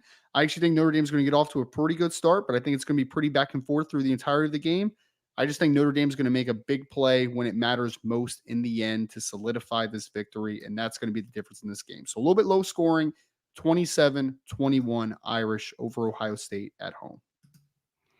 So Ryan, if the game goes how you think it's going to go, Yep. who gets at the end of the game when we're doing our post game show? Yep. Who are you handing your offensive game ball out to, and why? Sam Hartman is my guy this week. I feel like I've done, I think it's Chris Tyree. I think I said last week, the week before it was Audric Estime. This and they is a both Sam were in the Hartman. conversation for that. Chris Tyree had 2 huge plays early against. I mean, he only caught 2 passes for 88 yards, but he scores. He converts a 3rd and 9 on drive 2 to set up a touchdown. Drive 3, he goes 76 yards and basically puts the game away. I mean, Central Michigan kind of did a couple things and all that, but like Tyree early on was a big reason why that game got out of hand early. So yes, those have been pretty good the last 2 weeks. I'm backing you up. I think Notre Dame is going to have some struggles offensively at times this week because I think that Ohio State's defense is a very good unit. Like Ohio State's going to get theirs defensively. Tommy Eichenberg is going to make some plays. Denzel Burke, I'm sure, is going to make some plays. The defensive line is going to make some plays. I think Notre Dame is going to have to kind of gut this one out a little bit, kind of grind this one out at times. But I think that this game is going to be defined by Sam Hartman making a couple huge plays when it matters most, that money moments in this football game. So although I think I wouldn't be surprised if Audric Estime has a good football game, I wouldn't be surprised if a wide receiver breaks through, but I think this one's going to be about Sam Hartman, and he's going to be the main takeaway in this football game offensively, is that the difference between the 2023 Notre Dame team and what we've seen the last couple years is that Notre Dame has a quarterback that I think will not melt in those big moments, or at least will pull the trigger in those biggest moments. So Sam Hartman, I think, has a couple huge plays in this football game that are the separator in the end for Notre Dame. I like it. I like it. Let's go on the other side of the ball, Ryan. If Notre Dame wins the game the way that you think it will, at the end of the game, when we get together for our post-game show, who do you predict you're going to be handing your game ball out to and why? Maris Loifel is my guy this week. I think it's the first time I've actually picked Maris to be the player of the game defensively for this season. I think that this is a game where Maris has a chance to make some playmaking moments in this football game, because we know the difference is going to be establish line of scrimmage, be able to stop the run, be able to force Kyle McCord into some bad mistakes. I think the great thing about Maris, because the way I look at it is Notre Dame stops the run. Maybe JD Bertrand's just rock solid in the middle, right? Like he's taking on blocks, getting off blocks, making some plays, doing his thing, right? But it can go a little bit under the radar at times because it's just like he does a lot of the dirty work. Same thing with some of the interior defensive linemen, I feel like could have like that type of moment. Maris Loifel, I think, has the playmaking potential and the speed to make some difference-making plays. Maybe it's chasing down a screen on the perimeter. Maybe it's getting a big pressure on Kyle McCord to force an errant pass. Maybe it's just him intercepting a football in this one and maybe spying and being able to make those money plays or those flashy plays. I think that he's going to make some big time plays. I think JD's just going to have a rock solid, good football game in the middle if they win this game. But I think Maris Loifel, maybe a tackle for loss, maybe a sack, maybe an interception, pass breakup, whatever it is. I think he has a chance to neutralize one spot that I think that you need to have answers for. Not only run the football, but also Cade Stover as a bigger tight end working into the slot and in line. Do you have a guy that can match up from a length perspective and running backs also? Perspective? They're going to do some stuff to get the backs, and that's going to be Maris. It's going to have to make a lot of those plays. Their team likes to run the screen game, Ryan. They do. We know that's another one where Maris can have a big impact. Spot on. We just talked about how important winning the space game is in this one, right? Tackling in space. Maris Loifel is the guy that is your rangiest linebacker, that guy that can play out in space a ton if he's playing good football. If Maris Loifel has a good, decisive game that we've seen most of what he's done this year, he's had a really good year so far. I think he has a chance to be a difference maker and create some game-changing plays in this one. Yeah. Ryan, we'll do storylines after I do my prediction, because I want to kind of get your thoughts on this. I want to give my thoughts on this. I want to go here, and this is what I'm going to say about the prediction, Ryan. I don't disagree. I think it'll be a lower scoring game than people think.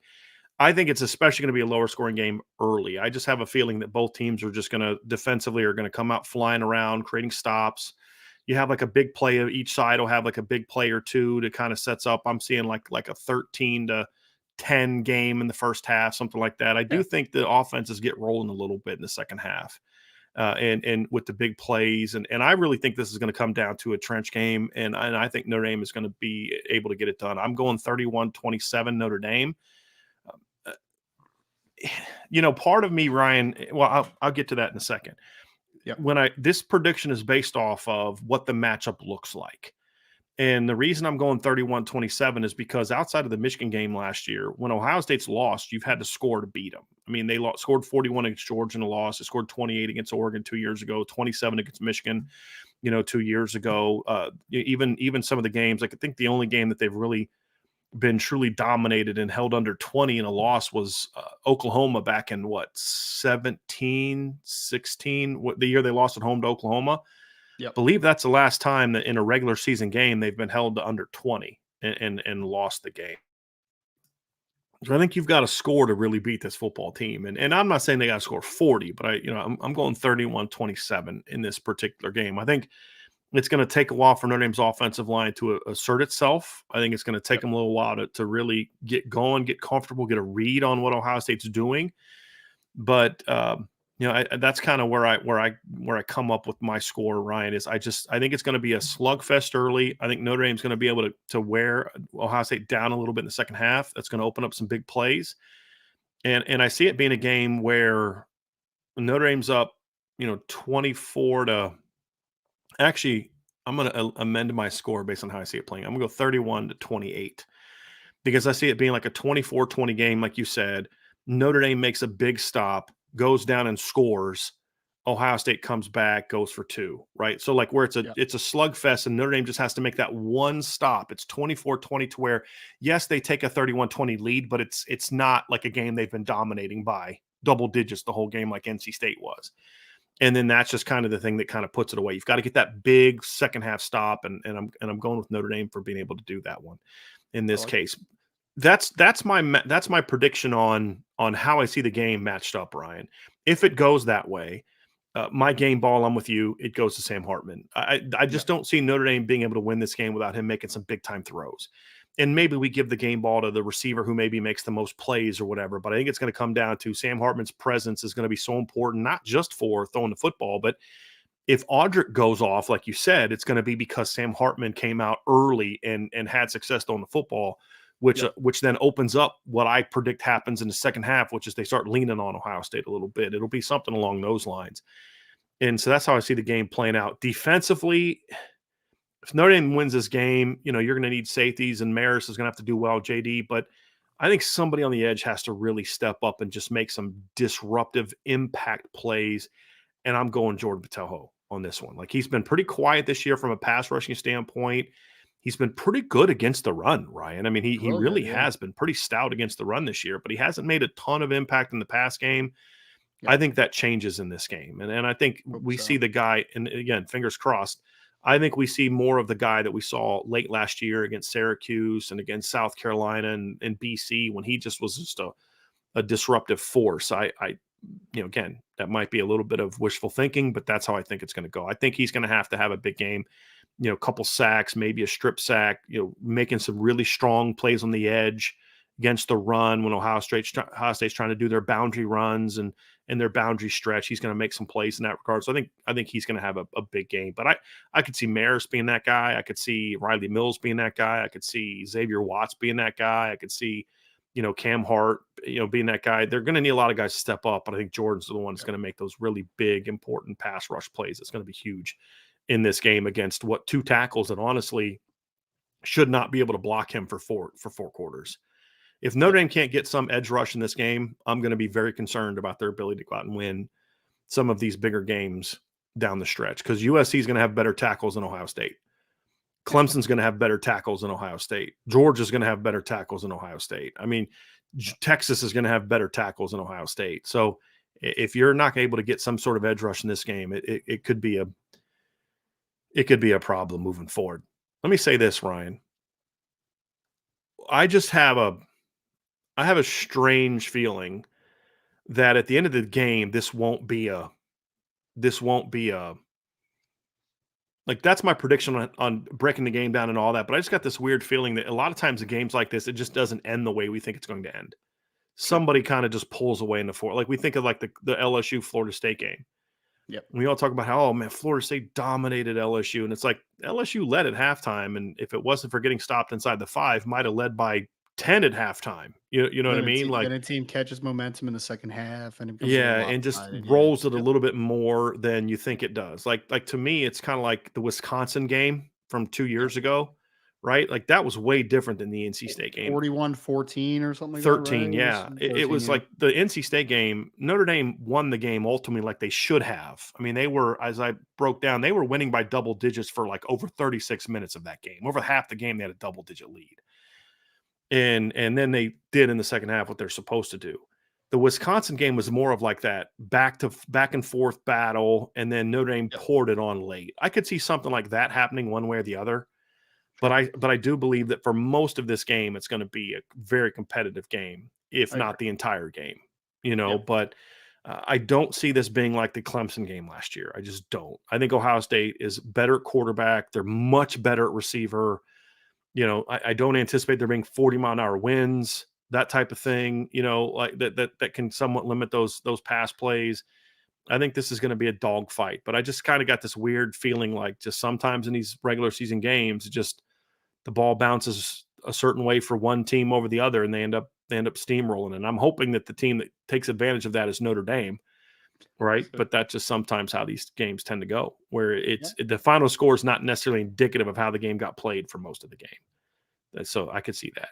So if we come out of this game at the end of the day, Ryan, and Notre Dame does have the win, what's the big storyline going to be about? Not so much the big picture thing, we've talked about that, but what's the storyline about what we saw from Notre Dame that allowed them to win this football game? I think aggressiveness is the thing that we'll take away on both sides of the football. I think that that's one key thing, is that Notre Dame in big games seems to kind of curl up into a ball at times, right? And just kind of be really like just gun shy, And I think that that's the big thing that I want to see, especially early on in this game, is if you're Jared Parker, do you come out and try to take a little bit of a shot? Not saying like outside deep shot, but I'm saying like create an explosive play in the passing game. Defensively, do you take a little bit of a chance and try to force Kyle McCord into a bad decision early on in this football game? Like, I think aggressiveness is going to be the big thing, because I think that's one thing outside of just kind of the swagger. I think that this is sometime in the big games, man. Is I think that Notre Dame has just been very like, let's be afraid to make a mistake at times, right? Instead of being aggressive and trying to make a play. So I think aggressiveness. I think that Notre Dame's going to come out in this game if they win, because that they were not afraid to make a big play. And I think that that's been missing at times for this program. And I think if Notre Dame's going to change the narrative around the program right now, it's going to be because on Saturday they come out and they say, we know you're good. We know you've been good for a long time now, but we're going to come out and we're going to be the aggressor here. We're not going to be a team that just wants to stay even and then just try to hopefully gut one out in the end. We're going to be the aggressive team that says we're dictating the pace and tempo of this football game. That's what I hope to see. Aggressiveness. For me, Ryan, if the storyline will be if Notre Dame does win this game, if they win the game the way that you think they're going to win the game, if they win the game that I think they're going to win the game, it's going to be the national storyline is going to be, wow, Notre Dame has a lot better athletes than we thought, because of all the things you and I talked about. Well, this Botelho kid's actually pretty darn good on the edge. This Luafau kid is really athletic. Man, they're corners that everyone should know about that doesn't. Oh, well, those guys are really good. Yeah, Marvin did this, Mecca did, but those guys, man, those guys went toe-to-toe and won their fair share. But who's this Tobias Merriweather? Where'd Chris Tyree come from? I thought he was a running back. Like, it'll be stuff like that, Ryan, to me, where even if it's a 27-21 game, like you predicted, it's going to have to be because Tobias beat Denzel Burke on a post. Tyree beat a guy in space. Holden Stace makes a big play. You're just not going to get 27 points by chunking it 4 yards, 5 yards, 7 yards. You're going to have some guys that make plays. Your defensive players are definitely going to have to make plays if you're going to win this game 27-21. And I think that's going to be the big storyline, is people are going to be surprised again at the athleticism that Notre Dame has, because we see this all the time, right? I remember all the talk trash talk I heard, from in the Clemson game coming into 2019 was, hey, look, you guys are nothing but a trench team. You guys are all about line play, and I'll say this: Georgia fans talk trash, but it was in a I shouldn't even say talk trash. It was a very respectful conversation, but it was like, look, all you guys had in 2017 was your lines. I mean, we won that game because we had the better athletes, and it's true. Your receivers couldn't make plays in the fourth quarter. Javon Wims and Terry Godwin did, right? Yep. And your quarterback couldn't make throws in the fourth quarter. Jake Fromm did, Right right? about Terry Godwin, man. He was a Yeah. good football player. He had that great one-handed touchdown catch against Julian Love. I was sick. While Notre Dame receivers are out there dropping 3rd and 10s, hitting them right in the chest. You know what I mean? Yeah. But in 2019, the biggest storyline coming out of that game that Georgia fans were surprised by is like, wow, your corners are really athletic. Chase Claypool's a stud, right? Like it was, man, your DNs are really athletic. It was that was the storyline that was coming out of that game. And that's what it's going to be in this game. If Notre Dame wins this football game, it's going to be, wow, this team has better athletes than we thought. We all know that, but I think that's going to be the national storyline coming out of it. And they can't win without being aggressive and physical, and the line's got to play well. But if Notre Dame goes out there and runs the ball on, it's like, yeah, it's Notre Dame. Of course, they ran the ball on him, right? Sure. And if they beat them the way that they beat Clemson last year, it's like, yeah, just was one of those off days for Ohio State. But Notre Dame's really good in the trenches. It's going to be the skill players are going to have to make those plays to win this game.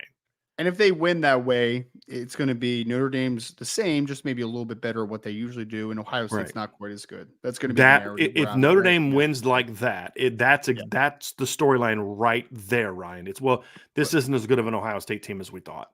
But if Notre Dame makes some explosive plays out wide, and maybe a corner makes a big play and an interception, then it's like, oh, Notre Dame's a little bit of a different football team than they typically are, aren't they? They have a little bit more speed, a little bit more playmaking potential. Yeah, I get that. Exactly. So that's our predictions for this game, Ryan. A lot of those same predictions in there. We're going to answer some super chats here about this matchup, and then when we're done with the super chats, we're going to go into we're going to talk some national games here as well. But we do have some super chats I want to get to, and some comments and some questions.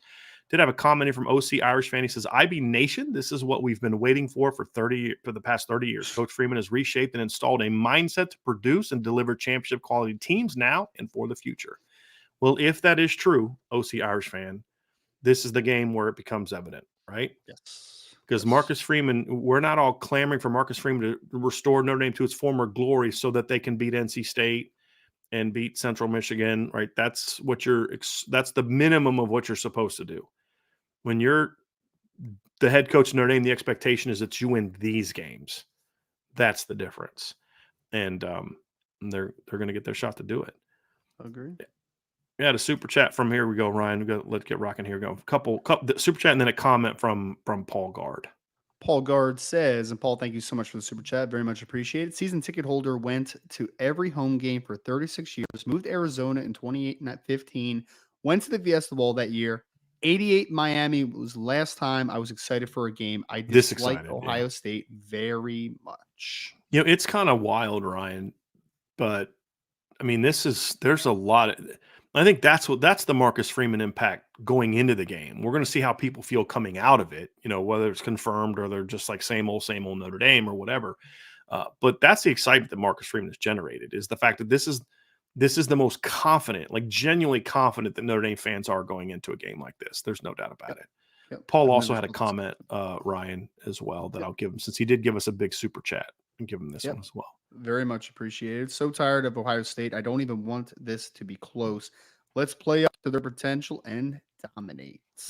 Amen. If Notre Dame dominates Ohio State, like, again, I'm not predicting it, but if they dominate Ohio State in a truly dominant game, not like last year's Clemson game, Ryan, where it's like blocked punt, pick six, like things that aren't necessarily replicable. Sure. Ohio State plays just bad. Kyle McCord's got a wide open pocket and just throws into the flats, like just makes a dumb decision, and you get picked, a pick six, where it's not really like it's more like them. Then the narrative is Ohio State's not very good. But if Notre Dame dominates Ohio State, and you and I both know the difference between those two things, then that would be an earthquake in college football. It really would. It'd be an earthquake. Yeah. Oh no, it would be a massive statement. Tommy says I need to put more emotion, so we're gonna put more emotion here, Yeah. Tommy. So tired of Ohio State. I don't even want this to be close. Yes. Let's play with the potential and dominate. Is that better, Tommy? Yes. Hopefully that was better for you. Yes. I dig that, Ryan. Yeah. I want you to have that emotion. That's a good thing. But honestly, though, seriously, if they do what Paul says he wants to happen, like Notre Dame beating Ohio State in a well-fought game where both teams play well is going to be a big of enough shockwave. If Notre Dame truly dominates Ohio State, it is going to be, I mean, I don't see it happening, right? I mean, could it happen in the chat seismic? Like it's Yeah. almost, you almost can't quantify what it would mean for Notre Dame, honestly, if they did that. You ever see the movie Like, 2012? You ever see the movie No. 2012 with John Cusack? I've not. It's like a movie about the world coming to an end, and there's a tectonic shift of the Earth that Okay. just completely reshapes the Earth, right? Yeah. This is kind of what's happening in college football right now, Ryan, with what we're seeing. You know, Texas beating Oklahoma or Alabama, and then Alabama struggling against South.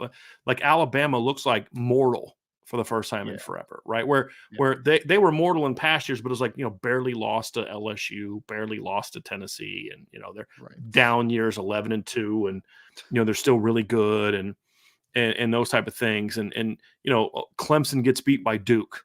Let me rephrase. Clemson gets smashed by Duke in the second half of that game. You go, Notre Dame pounds Ohio State. Like, we're talking about a seismic, like, you know, the tectonic plates on Earth just completely reshuffling, and the college football world is no longer the same, right? We've seen that outside of college football with NIL and transfer portal and all this kind of stuff that just changed the game. Yep. But coming into this year, it's still Georgia, Bama, Ohio State. It's still those teams. Clemson was considered a top 5 team. Bama already has a loss. Clemson already has a loss. If Notre Dame can give Ohio State a loss and do so in impressive fashion, then I think that's what we're going to see in college football. Because it's one thing for Michigan to beat them twice. It's a completely other thing for them to now come out and get smacked by Notre Dame. That's one of those things where, like, blood's in the water now. Yep. Because what Ohio State's done in the Big Ten is a lot like what USC did in the Pac-12 for years. And even when USC didn't have great teams, they still kept dominating the Pac-12 until, like, they had some of those really like, wow, did Stanford just literally beat USC? Did that Tavita Pritchard Stanford team that Notre Dame's 3-9 team beat later in the year at Stanford really beat USC? And it's like, once that happened, it's like people weren't scared of them anymore. Yes. Right? And that's what's happening to Alabama. People aren't scared of them anymore. And so you're not getting that, oh, crap, we've got to play a perfect game now. And that's what could happen if Notre Dame dominates Ohio State. I just can't – if I were to predict that, that's the 100%, 1,000% homer take. Sure. Right? Now, could something like that happen? Yeah, but that for Notre Dame to dominate Ohio State, it would have to be about Ohio State just playing bad as well as Notre Dame playing great. I don't think Notre Dame can play great and Ohio State plays well and Notre Dame wins 44-20. Sure. Unless it's like, you know, one of those Wisconsin games from 2 years ago, right? You get a pick six, Ohio State's, you know, you're up 27-20 late in the game. Ohio State's driving, 3 minutes left. You get a pick six for a touchdown. Now the Buckeyes are really in trouble. There's 30 seconds left. They're running around. Ball comes out. You pick it up, run it back. 41-20. Like, okay, yeah, but it wasn't really. It was a great game until like that very end. Like that's the only way I could see Notre Dame really pulling away, unless Ohio State just plays bad. Sure. And then that has a little bit of a difference. Like, hey, this Ohio State team just not that good, you know. But if Notre Dame forces that on them, where they're just Kyle McCord doesn't play well because he's harassed the whole game. You know what I mean? Like that's the difference, Ryan, between Notre Dame winning convincingly because you dominated. Travion Henderson's just getting consumed. And you know what? Here's an example. 2017 USC. That wasn't necessarily USC not playing well. That was just Notre Dame came out and just overwhelmed them from jump. Like it'd be something like that. But this Ohio State team to me is not that. They're just not that USC team. I have a hard time believing, although in my gut, I want it to happen, right? Because I don't think I can handle 60 minutes of tight football. I'm afraid my heart's going to explode. I want this game to be over quick. I just don't see that happening, in my opinion. Agree. All right, let's get to a few more here. We had a super chat from David Carpenter. Thank you so much, David, as always. I have to head to a meeting and plan on watching this when I get back later. However, I'm pumped and wanted to participate with a prediction. Notre Dame 31, Ohio State 27, 1 fumble recovery and 1 tipped interception. He and I are close. I was actually my original score, Ryan, but I ended up going to 31-28 for my final one. But yeah, very close, David. Very close. Thank you for that. Nick Rowland with the super chat. Thank you, Nick. Hey guys, looking forward to Saturday. Maybe I'm trying to see something I don't, but I've always gotten the vibe that Ryan Day looks at Notre Dame in a condescending manner. Am I being ridiculous? I don't think you're being ridiculous. I also don't think that that's necessarily what he's doing. I think that's just kind of how Ryan Day is. He just kind of has that very dry, matter-of-fact way of talking. I don't think it's intentional disrespect. I think it can come across that way if you're not used to watching him all the time. That's what I think. I wouldn't say condescending. I do think that Ryan Day probably looks Notre Dame as the inferior team comparative to what his program is, right? That's not necessarily condescending, though. It's just you feel like you're superior, which and you have to knock him down a couple pegs in that, situation. Yep. He should feel that way. Like, I don't think the things he said about Notre Dame, I don't view as like the things he said about Michigan, right? Right. When people were like hyper focusing on the one thing he said where he was like, we're going to come out to win the football game. And it was just like, what did you want him to say, that they're coming to lose the football game? Right. Like, Notre Dame's going to kick our butts. Like, no, I just think he has one of those personalities that just, he's just kind of a arrogant kind of, you know what? And I just think the way he talks, he's just being normal and giving, whatever. And if you don't know him and you're not around him, it can come across that way. Very, absolutely. I just think I don't think it's specific to Notre Dame. I just think that's kind of how Ryan Day is, in my opinion. And I don't even mean that disrespectfully or as a shot, or it's just his personality. I do hate his beard, though. I do hate his beard. I will not it's pretty lame. Pretty lame. It's really like, look, man, if you got some gray going in, just let it go, man. There's no pride. There's just let it happen, man. Let it go. I know it's a personal decision, but just gonna let the gray come out when it comes out. It's all good. It's already coming out, so I shouldn't say when it comes out, but it's out. We had another super chat from Michael S. who says, I'll be over the Atlantic toward Italy for my 42nd anniversary at kickoff. Here's hoping Sunday morning in Venice, I'll have a bonus celebration in a gondola on the Grand Canal. That'd be pretty amazing, Michael S. And hey, congratulations on the anniversary. Absolutely. Yeah. That's big. My parents just had their 48th this past April. So, man, that's an impressive one, Michael. Very impressive. Congratulations. Safe travels. And I mean, where else? It'd be a great place to, you're in Italy and you wake up and Notre Dame beat Ohio State. That'd be pretty excellent. There's no doubt about that. Absolutely incredible. And I've never been on a gondola or been to Italy. So that is a couple bucket lists. Yeah, same. Right there. So I've been to Canada for like a day for part of our high school senior trip.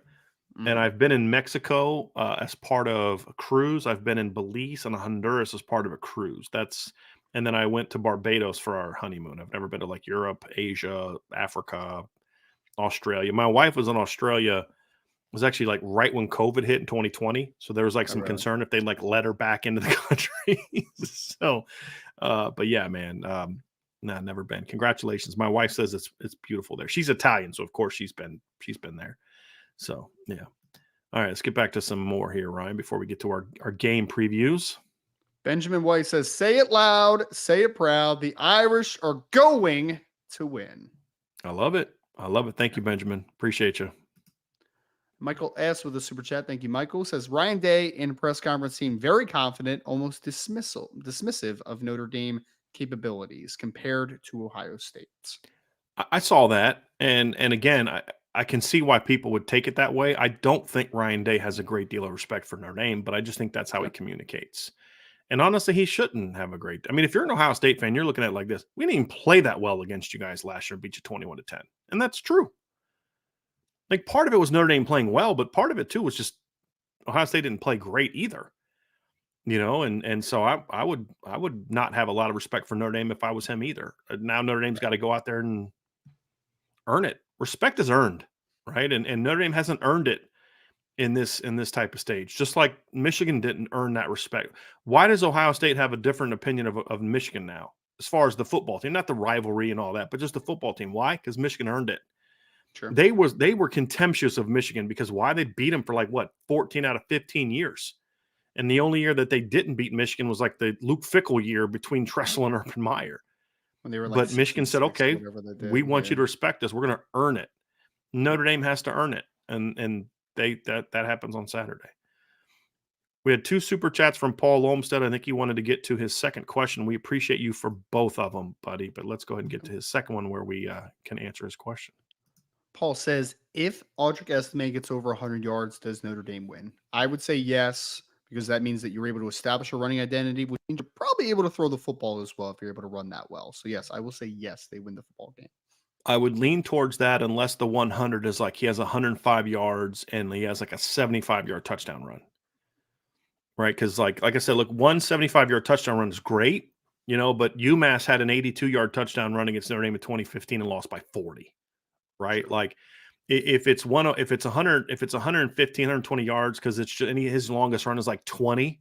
Yeah, they'll win that game. I think they win that game, to your point, Ryan. But so the context of the over 100 yards would matter. If they're down, like, a perfect example, Ryan, is Will Fuller goes for an 80-yard touchdown against Ohio State in 2015 Fiesta Bowl. You look at his numbers at the end of the game, like, Will Fuller got his thing. Well, it was like 38-21 when he made that play, and it was late in the game. The game was over. It wasn't really like hey, but like, so if Audric rips off a 75-yard run for a touchdown, that puts him over 100, and it makes the game 41-31, then it doesn't matter. But I would tend to say that if he gets over 100 and there's not that type of context, that yes, I would assume that means Notre Dame won the game and played very well. I would, because I don't think to your point, right? I don't think he can get over 100 if Sam Hartman's also not playing well. Right. That's where I'm at. I agree.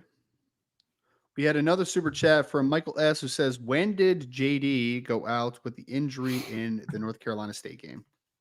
Somewhere in the second half, that he did. Right? Like it was a little I thought someone told me that they saw him on the sideline in the fourth quarter in street clothes. So okay, I don't remember that. At some point, yeah, but yeah, I don't remember that. I don't remember him going out against NC State. Yeah, I don't remember that. Here we go. I couldn't get that one up. Michael S. said, over the past, and thank you, Michael, again. Over the past 2 years, has Ohio State faced a quarterback as accomplished as Sam Hartman?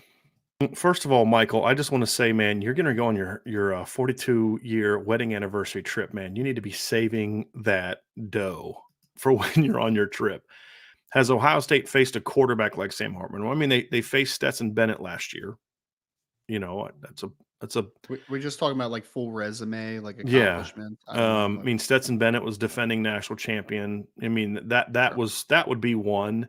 2020 they played Mac Jones, right? I mean, that'd be another one. But regular season, no, they haven't really faced a guy like Hartman with his accomplishments that often. Like I said, Stetson Bennett last year. Yeah. Well, they definitely haven't faced anybody that has 120 career touchdown passes over the past 2 years going into that football game. Yeah. Well, right. But to me, accomplished isn't just total number of yards. It's guys that are very, very good. And I think there are some guys that have done that, certainly.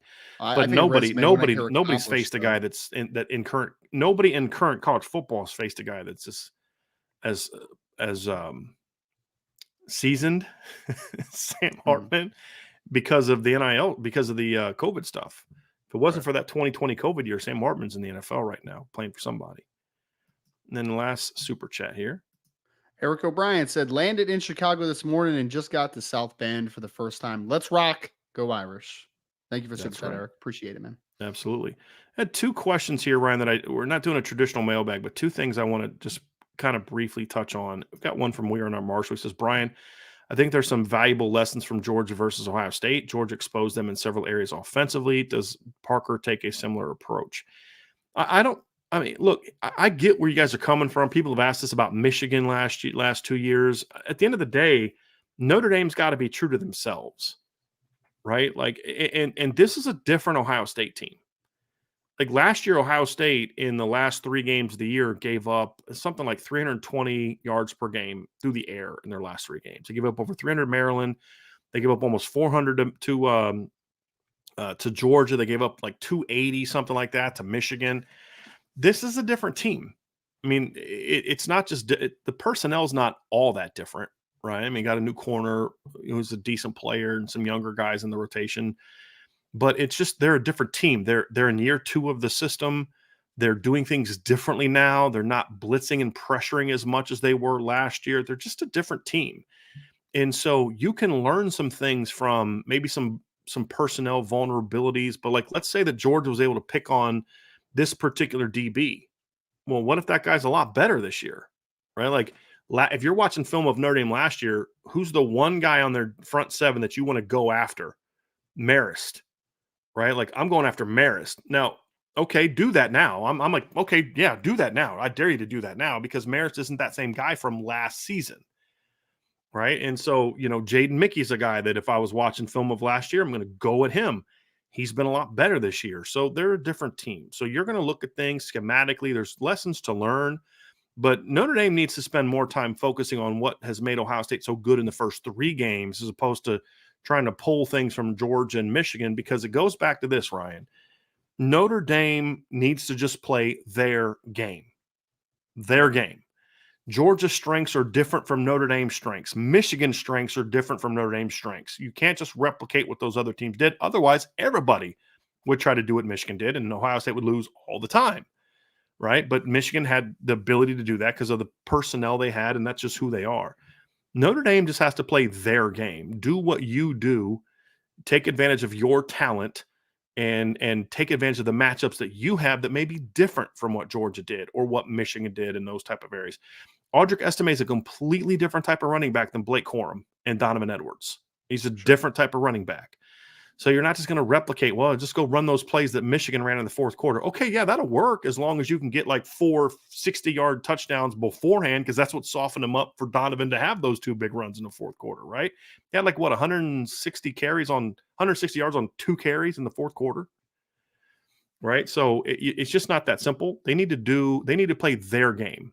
That's the key. Yep. Play your game. Execute your game at a high level, and that's what allowed them. And then now people can down the road say, hey, we got to find a way to replicate what Notre Dame did. That's what it comes down to for me, Ryan. Well, I would say this. I think that there is such a thing as too much information at times, and I feel like you need to understand which information is more compatible with what your end goals are, right? I mean, the Davison Igbenasson or whatever the heck his name is, that the Ole Miss transfer, like he wasn't on the football team last year. Like it doesn't matter as much, right? Brent Denzel Burke was not playing great football last year. He's a much better player this year than he was last year. You have now a completely a different defensive line rotation than what you had last year because you lost to Ron Vincent and Jerron Cage. So now the interior defensive line rotation looks a lot different. Sonny Styles is now your starting, overhang, whatever you want to call him, your star. I don't know what they call it in their system, right? So I think that for me, it's what matters most is what you have seen from Ohio State this year. Ohio State last year was a okay defense at times, but like it was very up and down. This year, they look a lot better to me. They look like a very good defense potentially. So yes, that matters a whole lot more to me than what you did against Georgia X amount of months ago. Right. Because if you try to repeat what Georgia did, you're not going against the same defense, to your point, Ryan. You're not.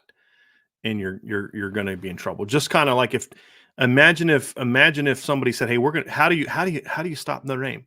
Hey, you know what? Let's go back and watch what Navy did in the second half of last year and replicate that. What's a different football team than what they were last year?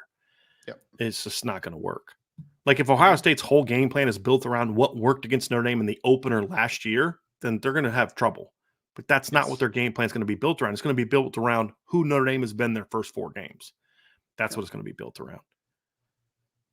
All right, let's and then the last question here, Ryan. I just want to address this from Tommy Guns. He says, I'm gonna ask this to you, Ryan, and then we'll go to the games next.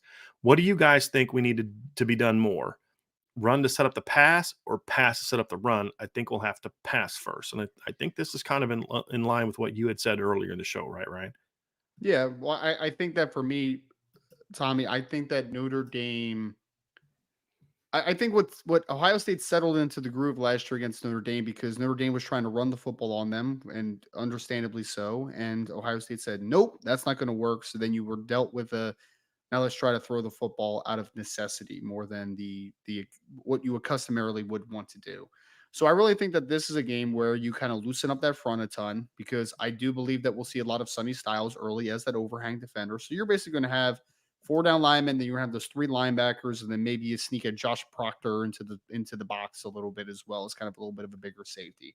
I think that they are going to try to force you to make plays outside. And ultimately, if Notre Dame's going to win the game, they have to show that they can make some of those plays outside, some of those plays in space. So I think it's more set up the run with the pass this week. Sam, you got Sam Hartman for a reason, right? For these big moments in the football game and these big moments in big football games. So I think that you need to kind of loosen up that box a little bit, because if you let guys like Tommy Eichenberg, Steele Chambers, Sonny Styles, the interior defensive line with Michael Hall and Tyleek Williams and those cats, if you let them just get comfortable and play in short spaces the whole game, they're going to be very successful. You have to make them feel extra space and uncomfortable. And I think that is throwing the football to set up the run this week. I agree. And then, Michael, thank you very much for this final super chat. He says, my contribution to your excellent work. I'm going to assume that you didn't mean to put that question mark in there, but that's going to do it for this portion of the show, folks. We're going to go on to our previews of this weekend's other big games. But before we do, thank you all so much for being with us. It's hit that like button, hit the subscribe button, hit the notification bell, share this podcast. Had an extensive breakdown of Notre Dame's run game against CMU that I put up on the board last night. It's for premium members only. Deep dive into the statistical analysis of the game.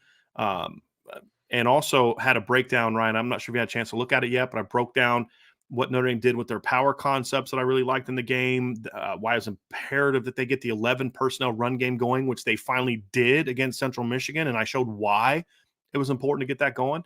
And then also broke down their toss play and what made that so effective on Saturday and why it's such a great complement to the rest of their game. So all that stuff is on the message board, but you got to be a premium member. So sign up for that at boards.irishbreakdown.com. So, Ryan, the Notre Dame-Ohio State game is a big game, obviously, for Notre Dame fans, for Ohio State fans, but also for all of college football. This is a top 10 battle that is going to have college football playoff implications. One team is going to have a big check on their resume, right? Yep. Big feather in their cap. The other team enters into you've not only got to win out, you're in single elimination mode if you want to play for a championship. You can't lose again. And in a lot of these games, you not only got to win, but you've got to win with some style points. Right. So it's a huge game, but it's not the only big game of the weekend. And we're going to go over some of these big games. We're just going to kind of, just talk about what we see and what's at stake and kind of how we see these games playing out. We might make a prediction or two. We'll see about that. Ryan, we're just going to kind of go by time. We're going to start with the noon games. To me, there's one huge noon game that's going to have major ramifications on this. Could end up having major ramifications. Well, it will, one way or the other. That's number 4, Florida State at Clemson. This is a huge game, Ryan, because it's twofold. It's Florida State's looking for another resume builder for their own race to the playoff, right? They haven't been to the college football playoff since year 1 in 2014. They made it once. They got blown out by Oregon, and they have not been back since. They're trying to have that we're back moment. And they had from a national stage when they beat LSU, Ryan, but right now, Clemson is still the powerhouse in the ACC until somebody knocks them off. And just losing one game to Duke doesn't do that. It's the successive blows, and Florida State is going to kind of knock them off their perch. Before Clemson could become the power in the ACC, they had to knock off Florida State. Now Florida State's looking to return the favor.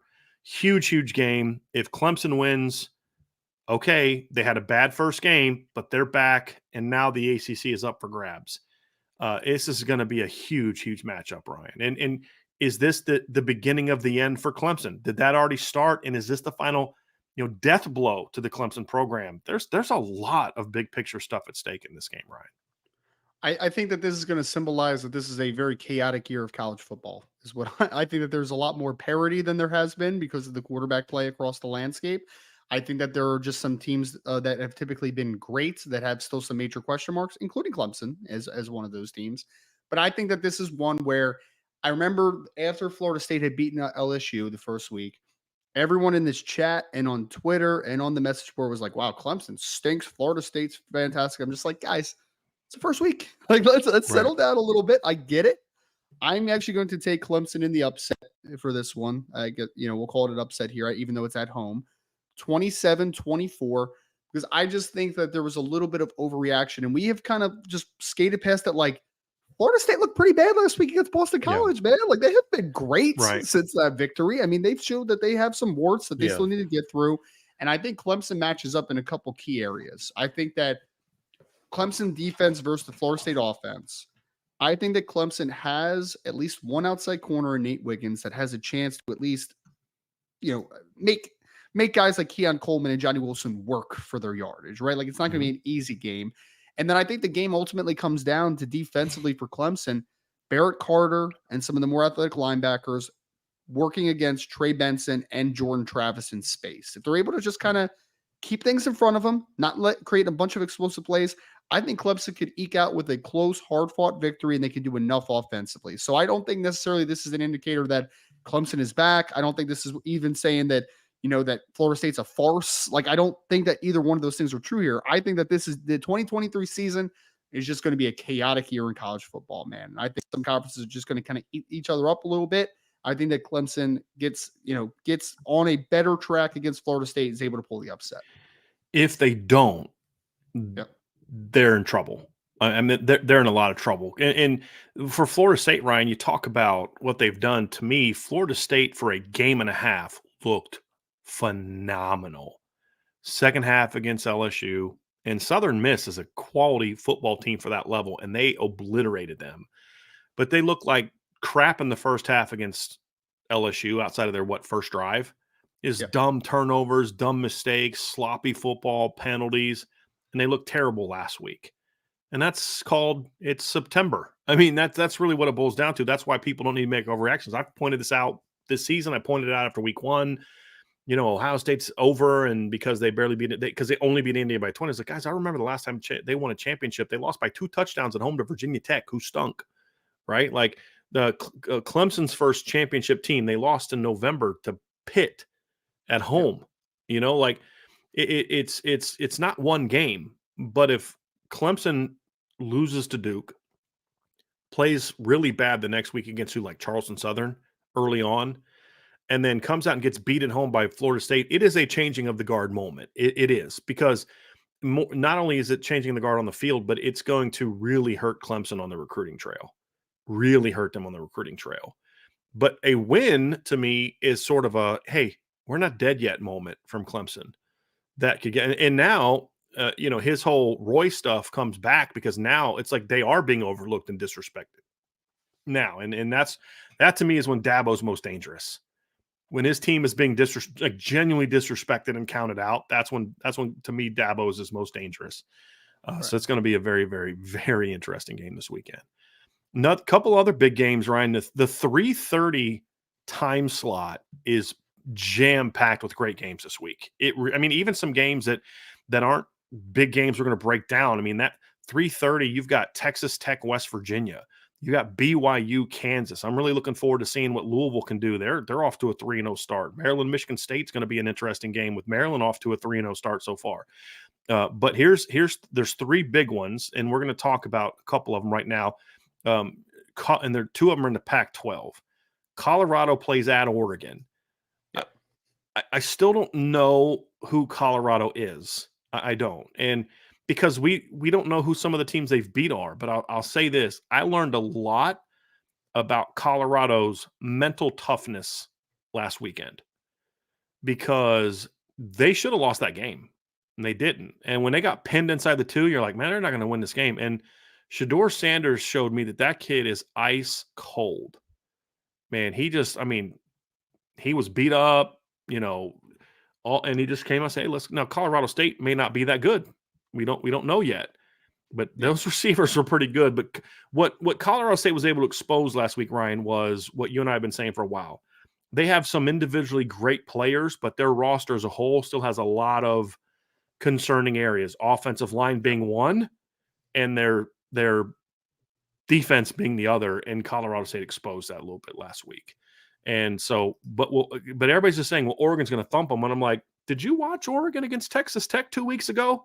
Sure. Because they didn't look like world beaters to me. And that's the whole point. We don't know who these teams are yet. We're going to find out this weekend when Colorado goes to Oregon.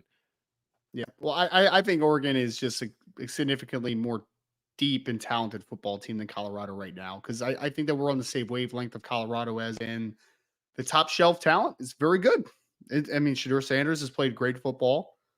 Travis Hunter, although banged up now, is a really good football player. We obviously know what Dylan Edwards brings to the table as a Legit true pass freshman. catchers on offense, Yeah. Ryan. Legit pass A catchers. lot of talents, but Travis Hunter banged up now. We'll see what obviously if he even plays. I don't even know if he's expected to play because They said he's going to be banged out up. for a few weeks, Yeah. is what they said. Yeah. Yeah, he's not going to play this week.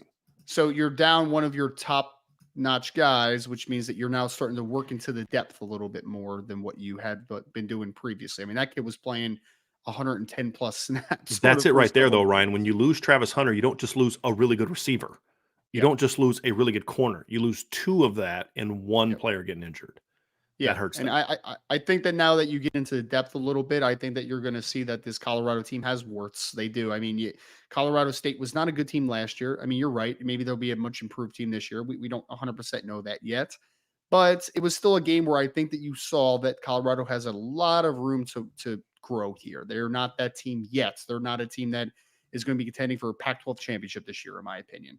Oregon, I believe, is just a deeper football team. You know, outside of just Bo Nix. I mean, you talk about Bucky Irving, you talk about the wide receivers they have defensively, Jordan Birch on the edge, Brandon Dorless. Like they just have a little bit more depth and more sound position by position success on a weekly basis. So I think Oregon is going to win this one in pretty decisive fashion. I think Colorado will stick around for a little bit, but I think the depth ultimately wins this one out.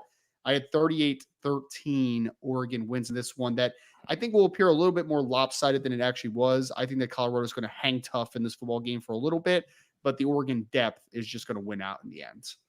I think losing Travis Hunter on offense shouldn't hurt them a whole lot. We saw that last week. I think losing him on defense is going to be crushing because he was by far their best player in the secondary. Ryan, I don't have a prediction for this game. I think what you say is going to come true, it's going to be because the thing that we've always known was going to be the kryptonite to this Colorado team, if it happened, is going to be especially true in this game. I think it's a bad matchup because Oregon, for the most part, can match up with Colorado from a skill standpoint, as you mentioned. But this is a game where where Colorado could, if it's true that I'm correct about their line play on both sides, this is the game it finally gets exposed. Yep. In my opinion. And if it doesn't get exposed this game, then this is the game where I become a believer in Colorado. If they're not believer like, oh, they're not a national championship team, because I don't think Oregon is, but more of a believer like, this team's going to turn around a lot faster than I thought it did. Or like, I'm impressed by what they've done to get to 3-0. But outside of TCU, they should have at least been 2-1, right now. And I thought, I'm surprised by the TCU game. I'm not necessarily surprised by Nebraska. Nebraska hung with them for a while. No, that game wasn't as big of a blowout as it looked because Nebraska's offense is just terrible. Colorado State outplayed them. They're showing some toughness, though. That's the thing I like about Colorado, but I just don't think they have the horses in the trenches on either side to play with teams like this, and that's what I think gets exposed. But if it doesn't, then I start to say, you know what, Colorado, I'm on the bandwagon. They're better than I thought they were going to be. But now we start getting to that stretch of the schedule that we really find out. Oregon this week, I think they go out like USC next week. Yeah. Now we're going to find out if 7-on-7 tournament, Ryan, this team can play with a lot of people, but football's still a trench game. And that's where I still have major question marks about them. Here's a game that's a polar opposite. UCLA at Utah. This is two of the best trench teams that we've seen in college football so far this year. UCLA obviously is 3-0. They've been, Chip Kelly's doing a really nice job. They beat teams they're supposed to beat, Ryan, but they've been impressive in doing so, is what I would say. But this is a much different test for them going to Utah. Utah, on the other hand, Ryan, also 3-0. The win over Florida looks a lot better now with Florida, with Florida to Tennessee. They kind of sleptwalk through a win over Baylor. They didn't look great beating Weber State. I'm still not sure if Cameron Rising is going to be back. I haven't seen the updates this week if he's going to be back yet. We're going to find out a lot about these two football teams on Saturday when UCLA goes to Utah. UCLA jumped in the top 25. Utah is a 6-point favorite in this game. The over-under was set at 52.5. That's a bit of a high over-under, in my opinion, for this football game. I could see it being a lot lower scoring than that. But, UCLA has seemed to find a little bit of a gem in Dante Moore, but this is going to be his first real test as a starting quarterback. And same thing with their running game, Ryan. I've been really impressed with what UCLA's done on the ground so far this year. Like they haven't missed a beat from last year running the football with Carson Steele and what they've done up front. But again, Coastal Carolina, San Diego State, and NC Central are not Utah. Right. Well, and I think I think that Dante Moore is going to be a star at UCLA. I've said that multiple times, and he's played really well for the most part so far in his UCLA career. But Utah is a little bit of a different animal. It is, especially when you're going on the road. I think that this one's going to be a much lower scoring game than people think, especially when you kind of cite that over under in the 50s. I think that this is going to be kind of one where Utah prevails in the end, because I think that defensively, the combination of Morgan Scalley and Kyle Whittingham is going to be able to just make Dante Moore have to think a little bit more than what he has over the last couple of weeks. Things were pretty easy for him over the last couple of weeks. He's been playing the best competition in the world. Again, I think he's going to be an absolute star, but I think this might be a game where maybe Dante Moore has a turnover or two, and it's just a little bit of a ugly affair, I feel like. So I don't even have a score prediction necessarily. I just think this is going to be like a 4 to 5 point victory for Utah. It's just going to be one of those grinded out games. Like a 21-17 type of game, Ryan, that kind of thing. Yeah, I agree. Maybe like 27-23, like, something like that, where it's just like not much separation, but the separation is that UCLA maybe turns the football over once or twice, but Utah just plays a little cleaner. Yep, agree. I still think Utah has the better defense, and that combined with them being at home, to me, is going to be the difference in this game. It is. Yep. And like Ryan, this week for a lot of teams is we're going to find out who you are this week, and this is one for UCLA. They've looked really good in their first 3 games. Again, Coastal Carolina, San Diego State, who's not that great under Brady Hoke, and then NC Central. Now, NC Central's a good FCS, quality FCS team. I think they're like 7-4 last year, but again, it's your UCLA. This is the one where we really learn about this UCLA football team. And same with Utah. I mean, Utah's kind of sleptwalk through their last 2 games without their quarterback. But if you're Utah, you're thinking, good Lord, we've been able to get through the first 3 games unscathed without playing Florida and Baylor, without having Cameron Rising. You start feeling really good about yourself if you're able to get him back at some point in time, that you might have a chance to be a really darn good football team. And the Barnes kid at quarterback for Utah has struggled mightily recently, but the Nate Johnson kids actually showed a lot of signs of good stuff. So I think you're pretty excited about getting Cameron Rising back, but I think that this will actually be really beneficial for Utah long-term when Cameron Rising's gone next year, where you're kind of like, oh, Nate Johnson might be the guy next kind of in line. So I think it's actually been good to get some of these quarterbacks some more playing time right now. So real quick, Ryan. So I just saw an article that was published 10 minutes ago that said that he is going to play. Cameron Rising is going to play.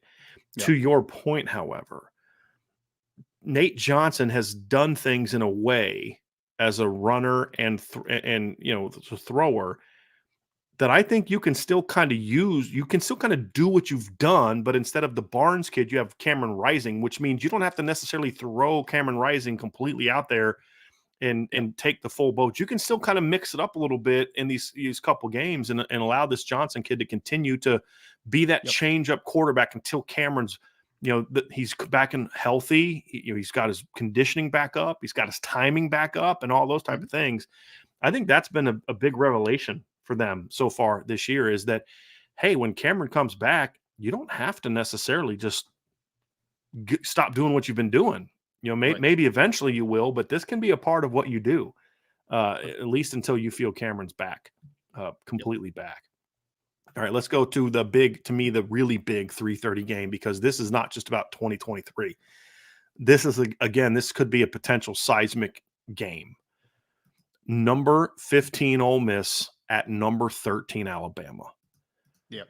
Ole Miss gave Alabama everything they could handle last year, Ryan, at home, but in the end of the day, couldn't get it done.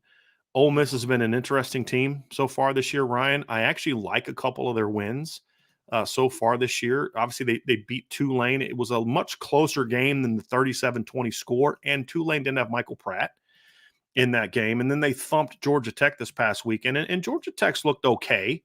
Their first couple games. They battled Louisville in the opener. They pounded South Carolina State as they're supposed to.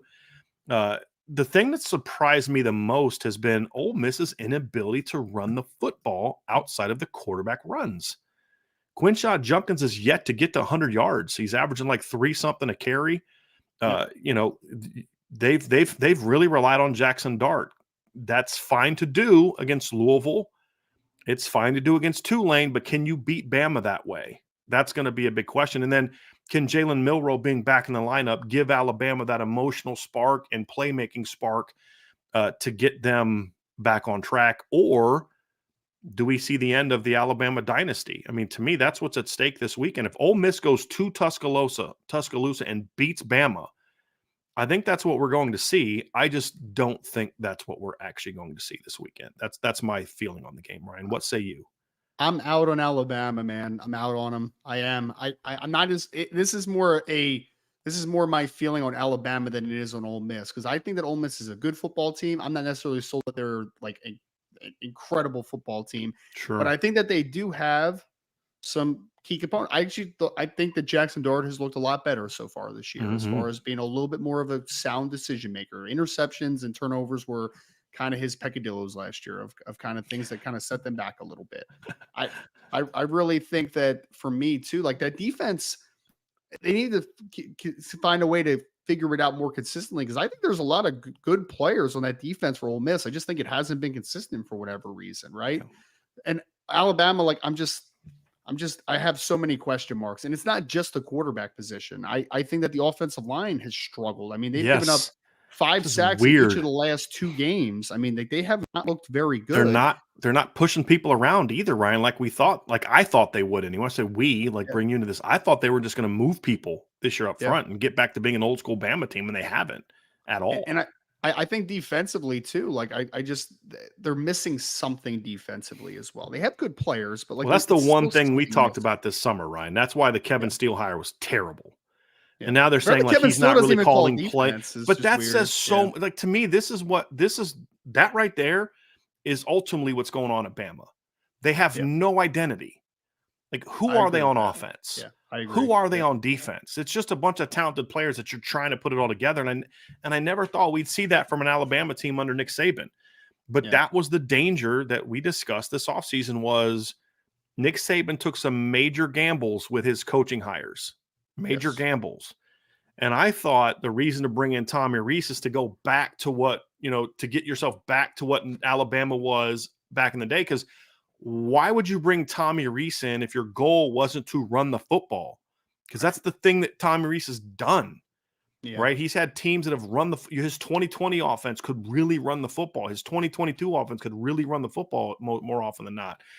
And it's like they're out there with Jalen Milroe trying to throw the football. And it's like, what are you doing? They put Tyler Buckner in at quarterback and he has 2 designed runs. It's like, what are you guys doing? It's a monsoon. It's a monsoon. It's pouring down rain. This kid's making his first start at Bama and you're throwing the football. It just was one of those things where you're like, it felt like a movie we had seen before, at Notre Dame. And the Kevin Steele hire is exactly what I thought it would be. Just he's going to waste a lot of talent. And that's what we're seeing. But can Ole Miss be the team that delivers that blow? That I'm not sure of. Because here's the thing, Ryan, for me, is you are correct. Jackson Dart's looked a lot better. He is he's got a QB rating of 202.45. He's thrown 7 touchdowns and 1 interception. He's completing 66.2% of his passes, and he's got 213 rushing yards. He had 136 rushing yards against Georgia Tech last week. He ran for 36 against Mercer, 41 against Tulane. But is Jackson Dart able to carry an offense to victory against Bama? That's a different question. Ole Miss is going to have to get their run game going. If they can, then I think they can beat Bama. I do. I just haven't seen anything that tells me that they can.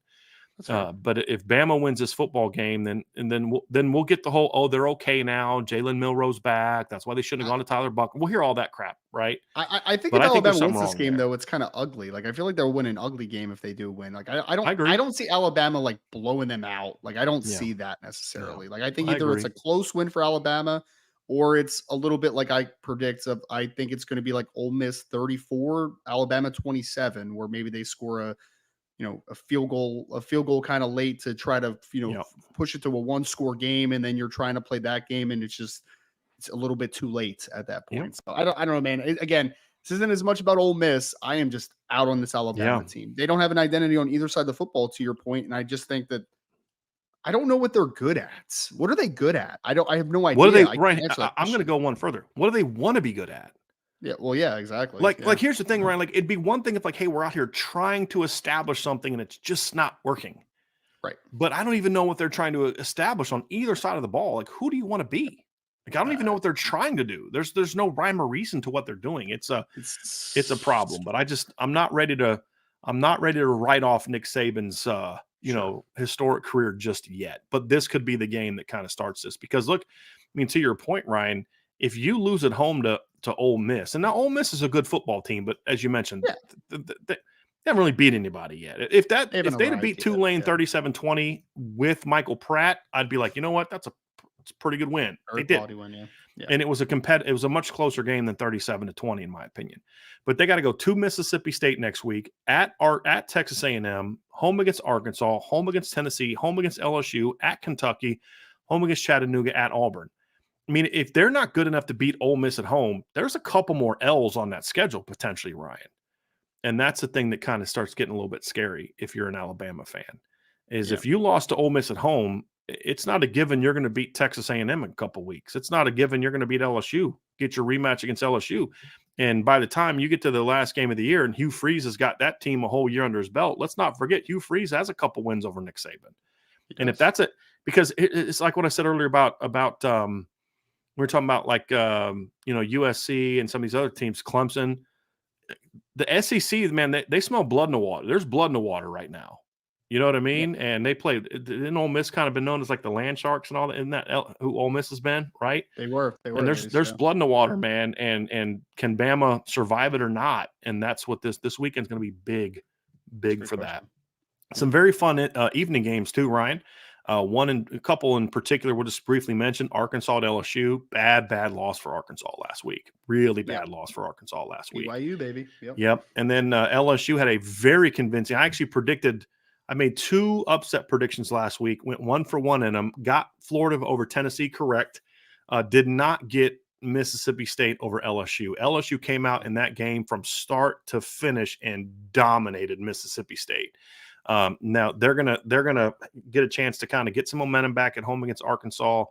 Arkansas's got to figure something out, man. I mean, their defense is really a problem right now in that particular matchup. Mississippi State is a weird team, by the way, because I feel like they went for like their identity was Mike Leach centric, and now they're like a running football team, which is just like he tried too hard to distance himself from Mike Leach. Yes, right. Like I understand you got your way of doing things, but bro, you got to look at who your roster is, right, and say, yeah, we may make that transition, but we got to get a couple recruiting classes in here to make that transition. You know what I mean? Like, yes, it's strange. It's like. I really would love to pick Arkansas to beat LSU, be based upon what I saw last year, right? Where it's like if Arkansas had competent quarterback play, they win that football game. But I think the losses of Drew Sanders, especially, have kind of hurt this football team. Bumper Pool as well. I mean, he wasn't an NFL kid, but like he was a really solid inside linebacker in the SEC play. So I would pick LSU to win this football game. I don't think it's going to be like this most decisive victory of all time. I think it's going to be like a 31-21 type of win for LSU. I think LSU does win this football game, though, just because I just haven't offensively. I still see a lot of what I like about Arkansas. I think Rocket Sanders is a stud. KJ Jefferson's a really good college quarterback, but like I just think there's something missing on that team defensively right now. So I will take LSU to win by 10. The other PM game that there's a couple others that are interesting. One that we'll briefly talk about that I think is going to be fascinating is the 2 teams that nobody wants. None of the other power conferences want, that are really good football teams this year. Square off this weekend. Oregon State, number 14, they're 3-0. They travel to Washington State, 3-0. I got to give you props, Ryan. We both thought Oregon State was going to be really good this year, and they have been. They've done what they needed to do, dominated San Jose State, who's not a bad football team, dominated UC Davis, convincingly beat San Diego State. They're going to be tested this weekend, but Washington State has looked really good, and you nailed this one in the offseason, Ryan. You said this was your Pac-12 sleeper team. They destroyed Colorado State on the road 50-24, and it wasn't that close. Colorado State scored 21 points in the fourth quarter. Yep. The 31-22 win over Wisconsin, Washington State shot themselves in the foot several times with a chance to really blow Wisconsin out. Yes. And then this past weekend against, Northern Colorado, they're FCS, right? They're FCS, right? Yep. I know they used to be D2, 64-21. And part of the optimism that you had about this football team, Ryan, was Cameron Ward. And through 3 games, Cameron Ward has been everything that you thought he was going to be this season, Ryan. Yeah. Well, I mean, they had a really nice baseline as a team. It was, can Cameron Ward take that next step to put him to the next level? Because they lost a lot of close football games in 2022. Because that defense is actually pretty good, man. Brendan Jackson at defensive end, Ron Stone at defensive end, Jaden Hicks at safety. Like, that's a good defense at Washington State. And I'm going to continue to ride it just because they're the home team this week. I think that Oregon State's going to play a tough football game. I think this one comes down to maybe the last possession or two. Give me Washington State to win this football game, though. I just think that they are a really solid football team, and I'm going to ride my preseason hype of them. I think they're a good football team. I think the only chance Oregon State has is twofold. Number one, they've got to completely make Washington State one-dimensional. Like Washington hasn't run the football much, and That's you know, not look, that offense it's either. not who they are. I mean, they're Yeah. averaging 130 yards a game, 136 yards a game, and 239 of that came against Northern Colorado. Right. So that's obviously a big part of that. But at the end of the day, to me, you've got to really make them one dimensional. And then DJ Uyunglele is going to have to make some big plays in the pass game. That he's going to have to hit some big shots because I think Washington State has a little bit more firepower to where they're going to make a couple plays either with Cameron Ward's legs. He's also their leading rusher, or he makes a big play in space. He does something where they're going to be able to get some of those chunk plays. DJ is going to have to match that. This is going to be his first big test. I mean, he's just been able to kind of manage games and get the ball where it needs to go. He's going to have to make some plays in this game, and we're going to find out if he is truly turned a corner at Oregon State under Jonathan Smith, or if he's just that kind of the same old guy that's going to do what he needs to do against the bad teams. But when you really need to when he needs to put the team on his shoulders, he can't do it. We're going to find out which guy he is on Saturday against Washington State. I tend to lean towards the home teams in games like this, Ryan, when it's really closely contested. I tend to lean towards the home team. They both have excellent defenses, and Oregon State's defense is going to have to be on top of its game this week if they're going to win this football game. Because if they can force a couple turnovers, that's how I think they ultimately will have the best chance to win. But then when those turnovers are forced, DJ's going to have to make plays. He's going to have to make some plays this week. There's no doubt about it. His running another back big game, by the way. Damian Martinez is an absolute stud for Oregon State. The running back, yes, best running back they've had since Steven Jackson, in my opinion. So.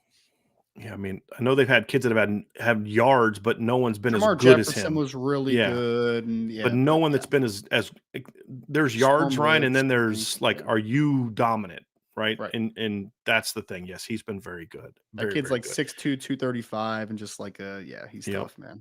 And he's another kid. He's what? He's how big? 6'2", 235, I think. And he's averaging 8.8 yards per carry this season. Right. I mean, and honestly, when you look back at last year, they didn't really start feeding him until the middle of the season. I mean, his first 100-yard game was against Washington State last year. So that kid ran for 298 or 982 yards last year, Ryan, but he ran for over 100 yards in 6 of their last 7 games. The only game he didn't go for over 100 yards was in the bowl game against Florida because he only carried the ball 3 times because he was banged up. Well, the crazy part about that offense last year is that they had another running back who's still on the roster, Deshaun Fenwick, who's not a bad player. He's also like a 6'2", 230-something pound running back. But then Martinez came in, they're like, oh, that guy's different. He's had 9 straight games of over 100 yards in the regular season. And the only game in that stretch that he didn't, as I said, was the bowl game because they won 30-3. And he carried the ball 3 times for 12 yards. And, kind of to your point, Ryan, let me just pull it up here real quick. The kid that you're just talking about, Fenwick, so you lose Martinez in the bowl game against Florida, and he steps in and goes for 107 yards. Fenwick goes for 107 yards in that game, rushing. So, they've got good football players. And that's what DJ needed. He needed to say, hey, I don't have to carry the team. He's just going to have to make some plays because otherwise they're just going to say, we're going to make you beat us. And he needs to say, okay, I can. It's a big backfield, man. You got 230 plus pounders, and then you also have a 250-pound quarterback. So you got a big backfield. Yep. All right, Ryan, last game we're going to talk about. This is going to be a very interesting game. First of all, I think it's weird. I'm just saying this right now, but real quick. It's weird that we're going to watch a Big 12 game between UCF and Kansas State. I think that's just really weird. I'm still not used to that. A Big 12 game between Oklahoma and Cincinnati this weekend. But the Big 10 is where we're going to go with this last look, Ryan. Yep. You've got obviously Texas Baylor's another night game, but the other big night game on top of Notre Dame and Ohio State is another Big 10 game on CBS between number 24 Iowa and number 7 Penn State. Iowa, to me, Ryan, they're great on defense again. They are very, very good on defense. but their offense just kind of pretty much looks like it always has looked. I mean, Yeah, scored slightly 41 better, against a slightly. really bad Michigan State team this past weekend, like a really bad. I mean, Michigan State gave up 48 to Syracuse the week before at Syracuse, 41-10. Iowa's offense just to me seems like they were able to finally run the ball on Western Michigan, but again, I think that if I had to guess, I'd say that has as much to do with Western Michigan as it does Iowa. Just not being very good. But we're going to find out this weekend. This is going to be a big test for the Penn State offense. They've looked good so far, but they haven't looked great. Their running game hasn't really been as lights out as I thought it would be this part of the season. Drew Aller's actually put up some really good numbers so far. I think he's got doesn't he have 300-yard passing games so far already? He's been good so far, yeah. Yeah. Only one. Sorry, I thought he had more this past weekend, but it's going to be interesting to see how this game goes. I anticipate Penn State winning, but I think it's going to be a lower scoring game. But can Iowa's offense do anything to keep them in this game? Because I could see Penn State scoring 20 points and winning by more than 2 touchdowns. I mean, that's just the reality of where Iowa's offense is.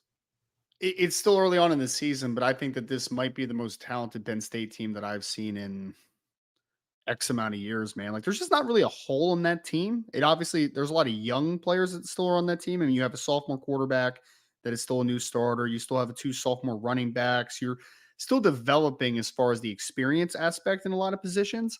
But man, there's really not a hole in that in that team in general. I mean, you have a couple talented receivers. You have a really nice running back room. You have a talented quarterback. You have a good offensive line. You have a good tight end in Theo Johnson. Defensively, you have dudes everywhere. Kalen King and Abdul Carter and Chop Robinson and Adisa Isaac. Like, it is a really good roster.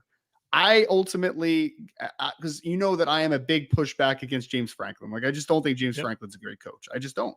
But I think in this football game, they are easily the most talented team. Easily, in my opinion. So I think that Iowa's going to keep this one close early and even into the second half. But I think at the end of the day, the dudes are going to be dudes. And maybe Singleton breaks off a big run. Maybe Theo Johnson finds some space over the middle of the field.